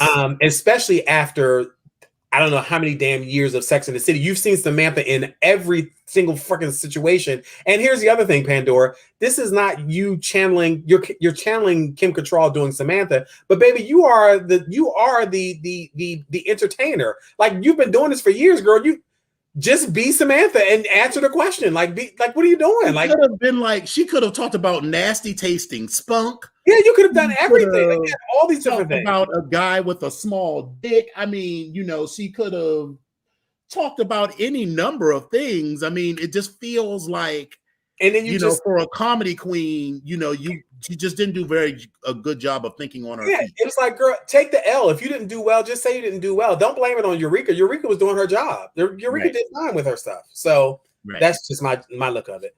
My take of it. I liked Eureka's look here. And when I saw it in the preview, I was like, oh, immediately. I was like, oh, of course, this is going to be a good look. Right. And then her pop art, which was the runway look. Yeah. I don't know how you feel about that one, but I'm like, Yeah, it didn't work for me. Ginger Minj as Phyllis Diller. Listen, was hilarious. She was hilarious, but this look was awful. She just yeah, but Phyllis Diller always looked awful. There was never a sexy moment in her life for Phyllis Diller. No. So this I'm not saying Phyllis Diller was sexy, but she just looked a fucking mess in a great way. Like a pizza box with fringe. But again, she's a comedy queen, so it worked for her. Like, this is her shtick. Like, she's talking to people, she's engaged. Like, this works for her. So it's like, it was good. Like, I liked her I liked her performance. It was good. Yes. So her pop art look, she was the first one that came out. Pop art better than Eureka's. Yeah, she was the first one that came out. So I liked, for me, hers was the starting point. And so I didn't particularly care for the mismatched boots, and then the back was plain, but I mean, it was all right. It's like, all right, it was cool. But I enjoyed it though. It was cute. And this was her this was her at the end of the show where she had to do. Well, let me back up. As I mentioned, Kylie did Dolly Parton, Raja did LaToya Jackson, Ginger Minj did Phyllis Diller, Pandora Box did Kim Cattrall, and then Eureka did Divine. So these were all their looks. Raja's look, and that's Trinity being Whitney Houston, like, her look was dead on. She had nothing at all to say about Whitney Houston. And I was like, once again, Whitney Houston is the kid. You could have said anything. You could have just literally done Deborah, whatever her name was from Mad TV, as Whitney Houston, or she could have just said Bobby the entire as Whitney Houston. She could have just been like, Bobby. The entire night. That's all she could have. She could have been every question. She could have been like, you know what? It's not right, but it's okay. I mean, that would have just been so easy to do. the look was spot on, but the delivery fell flat as it fell flat. doorknob. And she, for me, was one of the ones that was, along with Kim Cattrall, along with Pandora Box, was disappointing because it was a complete flop as far as I was concerned. Everyone else did pretty well. Even Raja, who did LaToya Jackson, which I thought was going to be kind of hard, it was kind of cute. It was kind of cute, and she was funny. It was kind of cute, but now the other person that stood out for me that was really good was motherfucking Kylie Sonique Love when she did Dolly Parton. Kylie was pretty goddamn funny with this motherfucking Dolly Parton. And I was here for it. Like I was here for it, all of it. So yes. But so they also had to come back out later on in their pop art look, which is what you saw Ginger with, and then you also saw Eureka's look as well. Kylie's look for the pop art was okay. Like it was like, it was all right. But when she turned around, it was all the way down to her booty crack. Like that's what she had. That was the sexy part that was going on. That was cute for her. I didn't think this was pop art at all. It wasn't, it's just booty crack out. That's all I got. Sorry, type effectiveness. It was Deborah Wilson, not Deborah Cox. My bad. Yeah. So, and then Ginger, like I said, we saw Ginger Minch, but this was Pandora's look. Pandora's look for me was anime. It was like animation, Batman-esque word bubbles, and it was kind of cute. And it's very her shtick. It worked for her. So, I thought it was cute. I actually liked her jacket and the way it opened up to a plain, clean gown with a little bit of stuff on it. So it works. So I was like, all right, it's cute. You also got to see Raja's look, which was not pop art at all. It was cute. It was cute. It was cute in a Banji girl round the way type of I'm on the corner getting my tricks on type of thing. And I listen, I would wear it. I mean, right. It felt like something Simone would have worn on season 13. And if Simone would have wore, it would have had a different energy to it. Because it wasn't bad, but I was like, girl, this all you got? This is a cat suit with a bubble on it. That's all. But hey, whatever. I mean, the look is cute, but yes, it's not. It's not.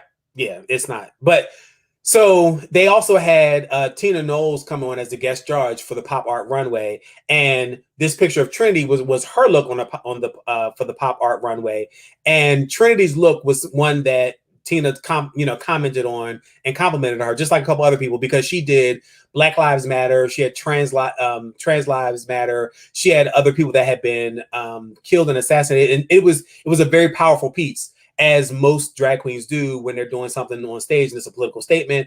Now, she was the vixen as far as her political statement, or no Simone, but it was good, and it was cute, and I enjoyed it. So with all these looks and everything being taken into consideration, I felt like the bottom two should have been Pandora and Trinity. And after the judge's discussion, that's exactly who it was. It was Pandora and Trinity who were the bottom two. And the winner of this particular week was Ginger Minj. And so she had the power to vote a particular contestant off, just like the other girls did. But of course, she had to do that with the versus the lip sync assassin. And so this week, the lip sync assassin that came onto the show was none other than Ramsor, North Carolina's own Heidi in Closet. Now, the look for me gives me very much of Heidi does a who, does a what, does a, exactly. a from Whoville type of a hoe from Whoville type of thing. And I saw what she was trying to do with it. But this little headpiece is like it's hair, but it's like a helmet. And it was supposed to, I guess she was supposed to take it off or fling it off or whatever. But once again, Heidi gets on stage. I don't think it was supposed to come off at all. I think that just wasn't. No, it was supposed to come off because she was supposed to let that ponytail out and how it was wrapped around and whip that thing out. Okay, that's what it was supposed to do. And so she didn't quite get it to do that way. But Heidi's good. She did a great lip sync. She's high energy. She moves around. She did bunches of splits. Her body looked great. She was padded for the gods. She looked really good. Because this dress came down. It was like a bodysuit type of situation. But Miss Ginger Minch was going up against her. And when she went down to do that split, and Ginger went to try to do that split too, she was like, what?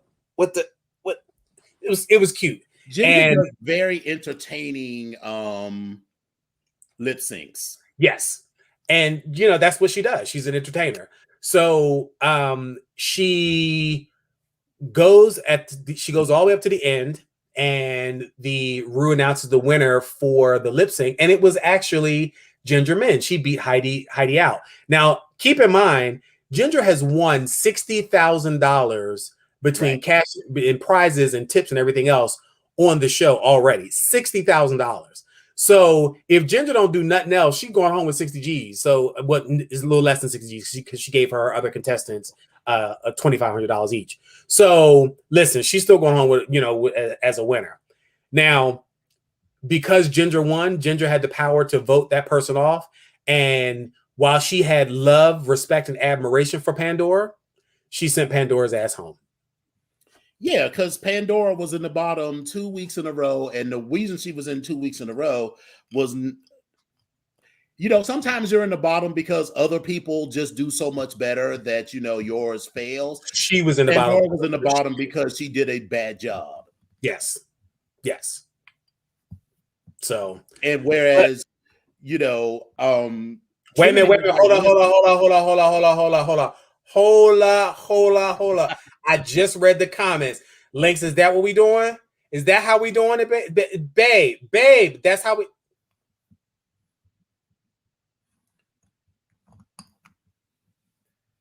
Uh-oh.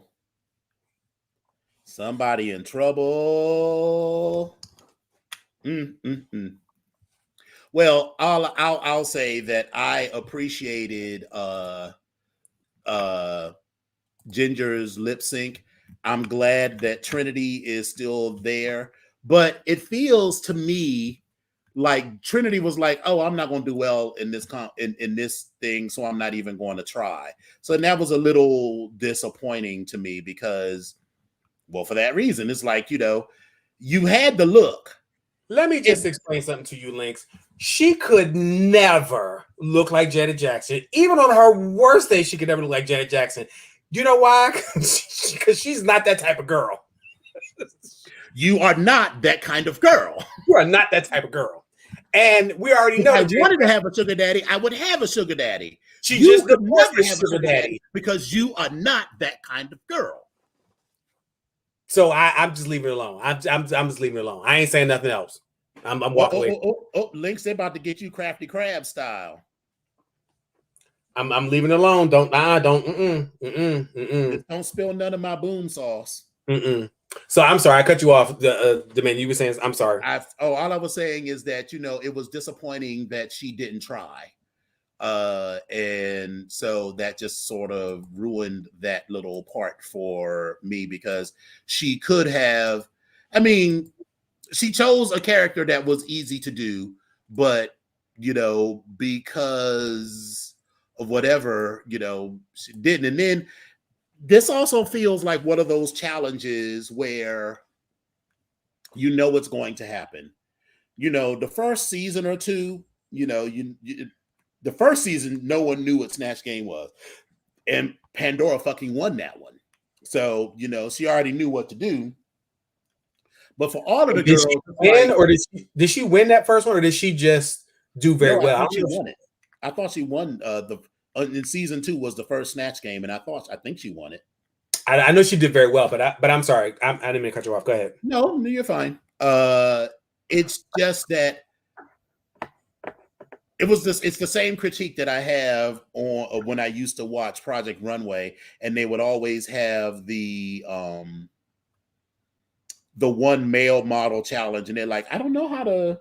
So for a man, I was like, but you've watched this show enough times that that you're going to have this challenge. So it feels like you would have practiced that. And so we're now on All-Star season 6, right? And when you combine that with the 13 seasons of regular Drag Race, that's 20 seasons of some kind of Snatch Game, of which there's been, because they didn't have one the first year. So 19 seasons of Snatch Game performances. So, and they never tell you what you got to do. They never dictate to you, oh, you have to be this person. So it feels to me like, well, why didn't you practice this person? I mean, yeah, clearly they practice the look, but, just get your girlfriend to be like, okay, ask me even Snatch Game of Love, just ask the same fucking questions that they asked the previous year and answer that question as Whitney Houston. I mean, that's all you got to do. So it just feels disappointing to me that, Raja and Pandora didn't do better because they both had characters that were actually pretty easy. Well, Samantha a little less. So Pandora did have a little bit of a heavy lift, but definitely not Whitney Houston.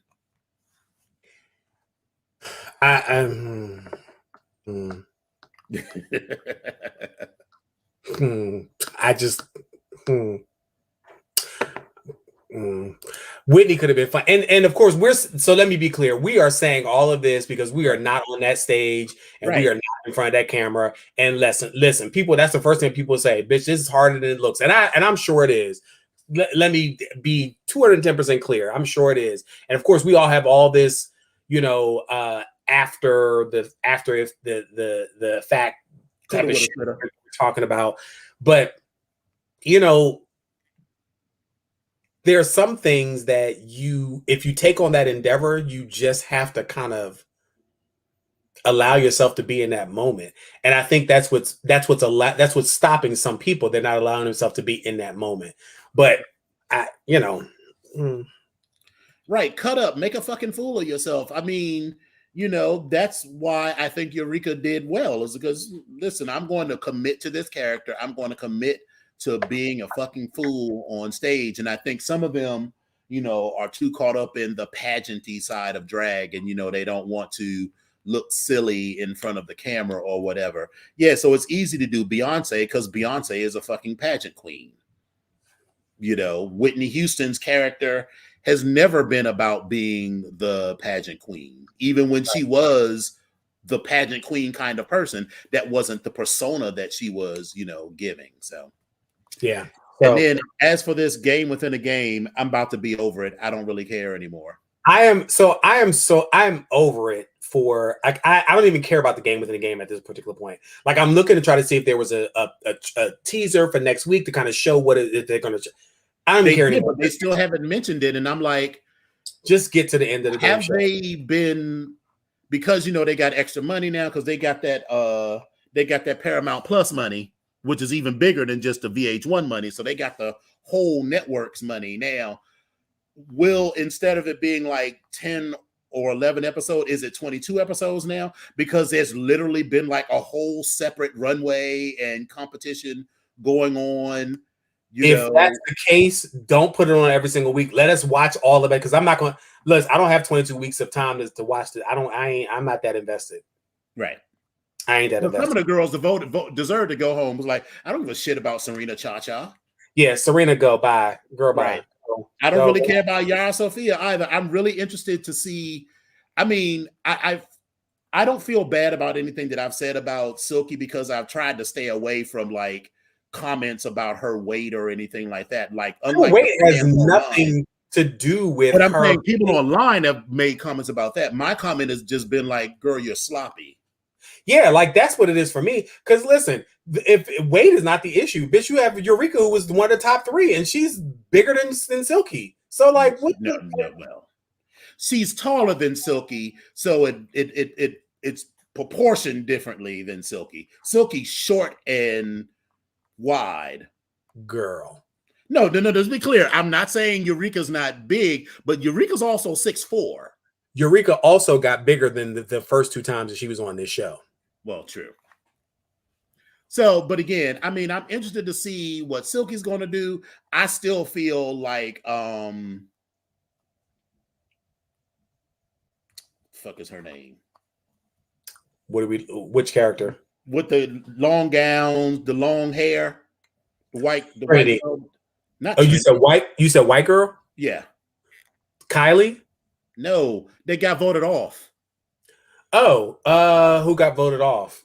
Are you talking about Jan, or are you talking about? No, I don't give a fuck about Jan. Shit. I don't know. There's some people that have been kicked off the show at this particular point. Let me see the premiere looks. As soon as I see her, I mean, I kind of interested in Scarlet Envy is who I'm thinking of.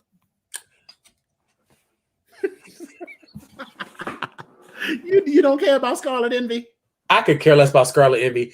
I just forgot she was on the damn show just that quick. I'm like, right. It's only been like 3 weeks. I mean, I'm interested in Silky, Scarlet, Akira, of course. And maybe Jiggly. I mean, I don't really give a shit about Jan. I'm not Jiggly. I'm not even. Listen, I like Jiggly. I like her enough, and I feel like Jiggly girl, just accept it where you are, girl. You've made your mark. It just is what it is. That's all I got for you. That's all I got for you. Yeah, I think that. I mean, they all have successful careers as drag queens. Some people just need to accept that this competition style of drag is not for you, and that doesn't mean anything other than this competition style of drag is not where you shine. Because there are a ton of drag queens who are really good at what they do who would be absolutely terrible on RuPaul's Drag Race. Absolutely. Now, wait a minute. I'm backing up. Will, you said Ginger's 5'10"? Ginger looks like she's about like 5'4" or 5'5". Like she looks short. But okay. I mean, whatever. Maybe it's just the proportions of it. But yeah, she always looks very short to me. Looks short and pushed in to me. Like her and Kevin Hart could probably go on a date and they would be like, twinsies as far as height. Yeah. Will said, what about hiring a comedy queen to write some one-liners for you? I think that's probably a good idea, but it's probably not realistic in the time frame of the show, because it's one thing to rehearse. I mean, I guess you could have them write the one-liners for you and sort of remember and rehearse them, but that feels a little less organic than taking previous seasons of Snatch Game of Love and asking the same silly questions that were asked last year, but in your character, because you can inhabit those maybe a little easier than someone writing those things for you. And that's it too. It's like, okay, are you choosing a character that you can really inhabit, not just look like? Because that's a difference. Yeah. Everyone who has won has done a character that they can fully inhabit. Like when Jinx did your girl just related to the Kennedys, Little Edie. I mean, she inhabited that character. Yeah, she did. Let's be clear. Even Shay, when Shay did Flavor Flav, yes. When Trinity, so even Kennedy Davenport, when she did Little Richard, yes, but she was clowning. And then last All Stars, when Juju did Eartha Kitt, baby, she was like turn this down to a sensible 74 degrees. That was like the funniest shit ever. She was the best Eartha Kitt that I've seen. Like she did it and she just did it her own way, and it was really good. Like she was one of my favorites as well for that particular event. So I don't know. Cool. Well, we'll see what's happening. So according to this thing that we're looking at, they've got up to episode 9. So I don't know how many more episodes they have of this, because they're down to 5 people left now? It's 5 people now, yeah. So they're gonna have to come up with this twist pretty soon. 5?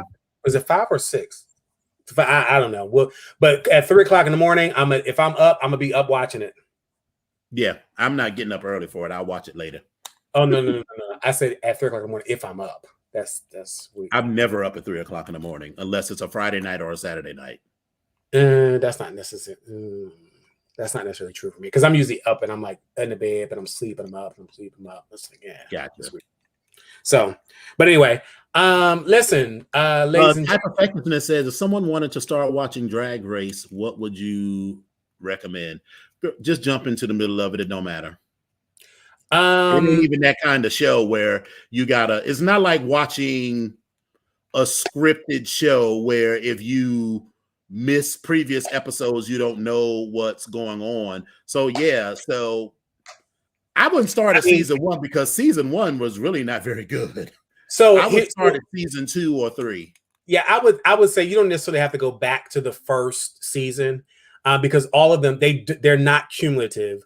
There are some references to some other stuff, but yeah, if you want to start looking at season 2, probably had some starting from season 2 on, you have some of the most memorable people that have come across Drag Race starting in season 2. So I mean, yeah, but I mean, it's not cumulative. You can definitely jump in wherever you want to jump in. Whatever season you do jump in on, I will tell you, just jump in at the beginning of that season. So if you jump in on don't jump in the middle of a season. No, and just jump in at the beginning. Start at the beginning of that season. That's what I would recommend. And I mean, there is some logic to what Freaky McNasty said. You said start at the beginning, meaning season 1, episode 1, because you need to see how it started, and even them soft focus filters that they have on with all that extra Vaseline on them lenses when they were on Logo and they didn't have that high definition budget. But listen, the other part of that too is you also get to see how the money went up because when they originally started, it was $20,000. It was like 20. It was like 20,000. Then it went up to 50,000 and 75. Or no, it didn't go to 50. I think it just went to 75 and then it went to 100. I thought it was like 20 for the longest, and then it was just 100. No, there was 75,000 at, like, I want to say at some point, and then and then it jumped up to 100. He is pulling out the references. Santino and Merle and Santino. Now Merle wasn't a bad judge. Santino started out a little bit vicious. Santino started out a little bit vicious, and the sad part is it took one of the girls, Miss Latrice motherfucking Royale, to get him all the way together. And after that, he started becoming cool. Well, so apparently on the season where Latrice was actually on Drag Race and not the not All Stars, it's $100,000. So that's, I guess, whatever season that was, season 4 or 5 with Latrice and Willem and whatever. Apparently, the staff of the show was pretty abusive, and there were a couple of times where they almost revolted, and I think Santino was part of that because Latrice was like, "Yeah, you're not gonna be talking to me any old kind of way." Listen, that bitch just got out of jail, and she know good and goddamn well she was like, "Bitch, I am not listen, bitch, I done did this bid, and I bet you won't fuck around with this bitch. That's what you're gonna do, right?" Because he was just rude in it was not a constructive way at all. It wasn't constructive, and that shit barely works for Simon. He was trying to be the Simon of the show, and that don't work unless you're Simon, because you are. I mean, but even in the beginning, people was like, because everybody didn't know who Simon was. But see, that's the thing. Even Simon. So as rude and nasty as Simon is, here's what I will definitely say: it doesn't justify him being rude and nasty, but the motherfucker knows how to make some money. So let's be 100% clear with that. If he says you have a career, bitch, you have a career. I'm gonna go out on that limb. Now, I may not necessarily like the type of music that you have going on, but if he says you have a career, you have a career. If he says you don't, then baby, just go ahead and take it. Just go and sit home. Go pick up another hobby. Link said Simon had the accent to pull it off, which he did. And Bougie Girl said Simon got receipts. And that's true. It's like maybe that first season he didn't know, but when Simon, like you said, when he said that you was the shit, you was the shit. Santino got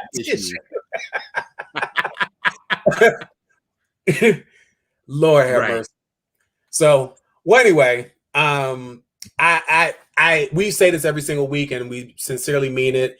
You guys can spend your time any place else. We really appreciate you guys spending time with us. And while I know things have been loosening up, but things have also been tightening down again as well. I just want to remind people to please be safe. Please, wear your mask and social distance, because this panini press is still out here. It's trying to get people. We got to make sure. We got to make sure we're here afterwards, so we can all get together for this for this good old hoedown that we're gonna have afterwards. So, but we really appreciate you guys spending time with us, because you could really be doing so many other things, but we really appreciate it. Yes. All right, let's roll this beautiful bean footage. Yes.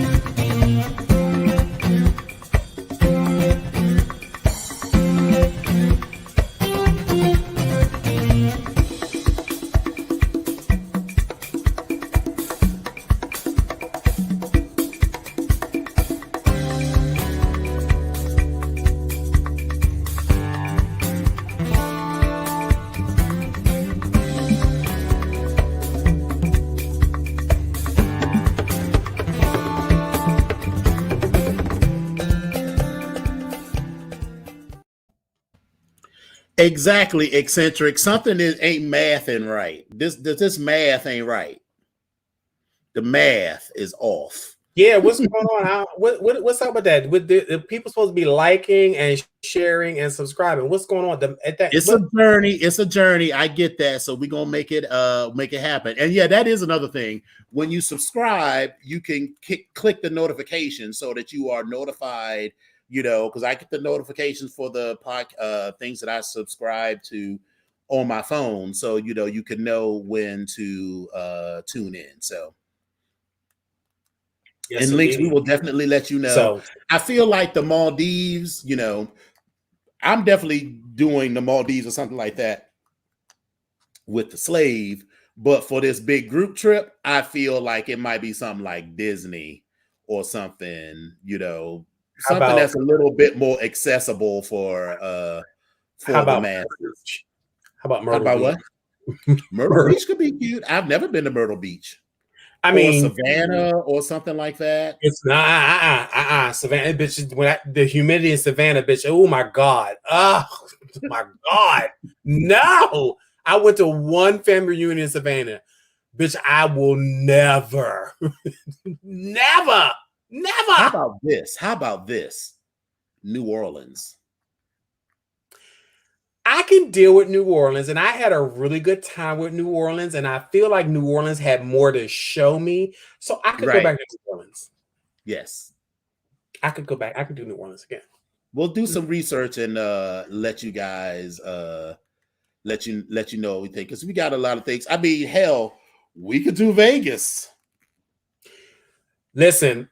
A bitch is always ready to do Vegas, because listen, I can go the bingo. Listen, let me tell you something about the bingo. Don't get me started about bingo in Vegas. Don't get me started. We'll get BGKH t-shirts and everything, and so you know we will stomp the strip. That's what we'll call it. Stomp the strip with the BGKH show. Write that down.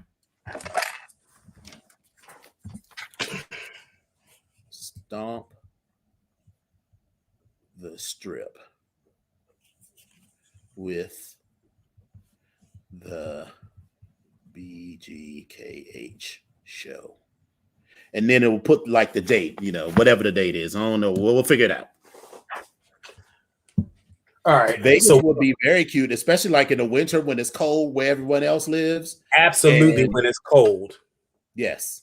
So that we'll work on that. So stomp the strip with the BGKH show. We're gonna put that together. So I just remembered I was sliding to your DMs for your knowledge on leather. Okay. All right. Go on, slide on them DMs. Go on, type effective. Baby, here I am. Just slide on in. Slide on in. Slide some oil to me. Right. Bougie girl, she said, I'll be in the pank. Listen, we know where you'll be at. So so listen, we'll come through. We'll pick you up when they open the doors, when the sun come back up. We'll pick you up so you can come on out, so you can come get some coffee and breakfast with us, like you said. Mm-hmm. I've never been to the Mandalay Bay, Freaky McNasty. I have always wanted to stay at the Bellagio. Is that the pyramid? No, the pyramid is Luxor. That's the Luxor. Okay. Yeah. The pyramid is cute too. I mean, all of the hotels are nice on the strip. So, it really comes down to where we could get a decent deal. At the MGM that we stayed in before, it was like it wasn't the main hotel, it was like the offshoot of it. That was really cute. I enjoyed that. The bathroom. I like the Bellagio because the lobby is beautiful. They had that big, huge fountain out front. And they have the fountain is timed to the music, so they'll have like Frank Sinatra or something playing, and the music they have stuff timed to that, so that, or we could stay at New York, or stay at Paris, or they got this complex at the end of the strip called like the Aria or something like that. So Dolores Van Cartier is not her. Listen, we're not going to see her show links. We're not doing that. But we could go like to see the Blue Man Group, or go to what is it, Zumanity, the adult Cirque du Soleil show. That is on my list of things I want to see, and I've yet to see Blue Man Group as well. Like, I've yet to see it in person. All right, well, we'll do it. Let's look and see when like the 200th episode is, and then maybe we'll plan for that. Yeah, let's make that happen for the 200th episode. Yeah, so 200th episode in Vegas. So we'll have a few details next week, and then at least we'll have some dates that we can start looking at next week, because we need to do some math to figure out when the 200th show is. Calculating that we aren't on the air in December, so we'll figure out when the 200th show is. That should put it somewhere in. It should be like January. March. Is it the end of January, beginning of February, or February, March? That's 8. No, we have 56 more shows. 56. No, we have almost a whole year. We have almost a whole year. Oh wow. Yeah, I guess so. Well, we'll figure it out. Yeah. So if it's not the 200th show, we'll do something. We'll figure it out. But we'll let y'all know a little bit more. Oh yes, it will. It definitely won't be before November. It won't be before. Yeah. It won't be before the start of 2022, Bougie Girl. So you ain't got to worry about that. Oh no. So, all right. Well, listen, kids. It has been fun. Bougie Girl said, "Damn, we got to go see Usher. I hear he likes big girls." I cannot, Bougie Girl. I cannot. Aria and me in a swimsuit. All right, I'm with it. Come on. Anyway, we can listen. We could be here partying and bullshitting forever. We do have to end this show eventually. So go ahead, Epic. Listen, again, we really appreciate y'all for tuning in. We really love you all. It's always been fun. It's always a gas. It's cathartic for us. And we just really appreciate you guys being here. So thank y'all for coming out. God bless you and good night. Bye.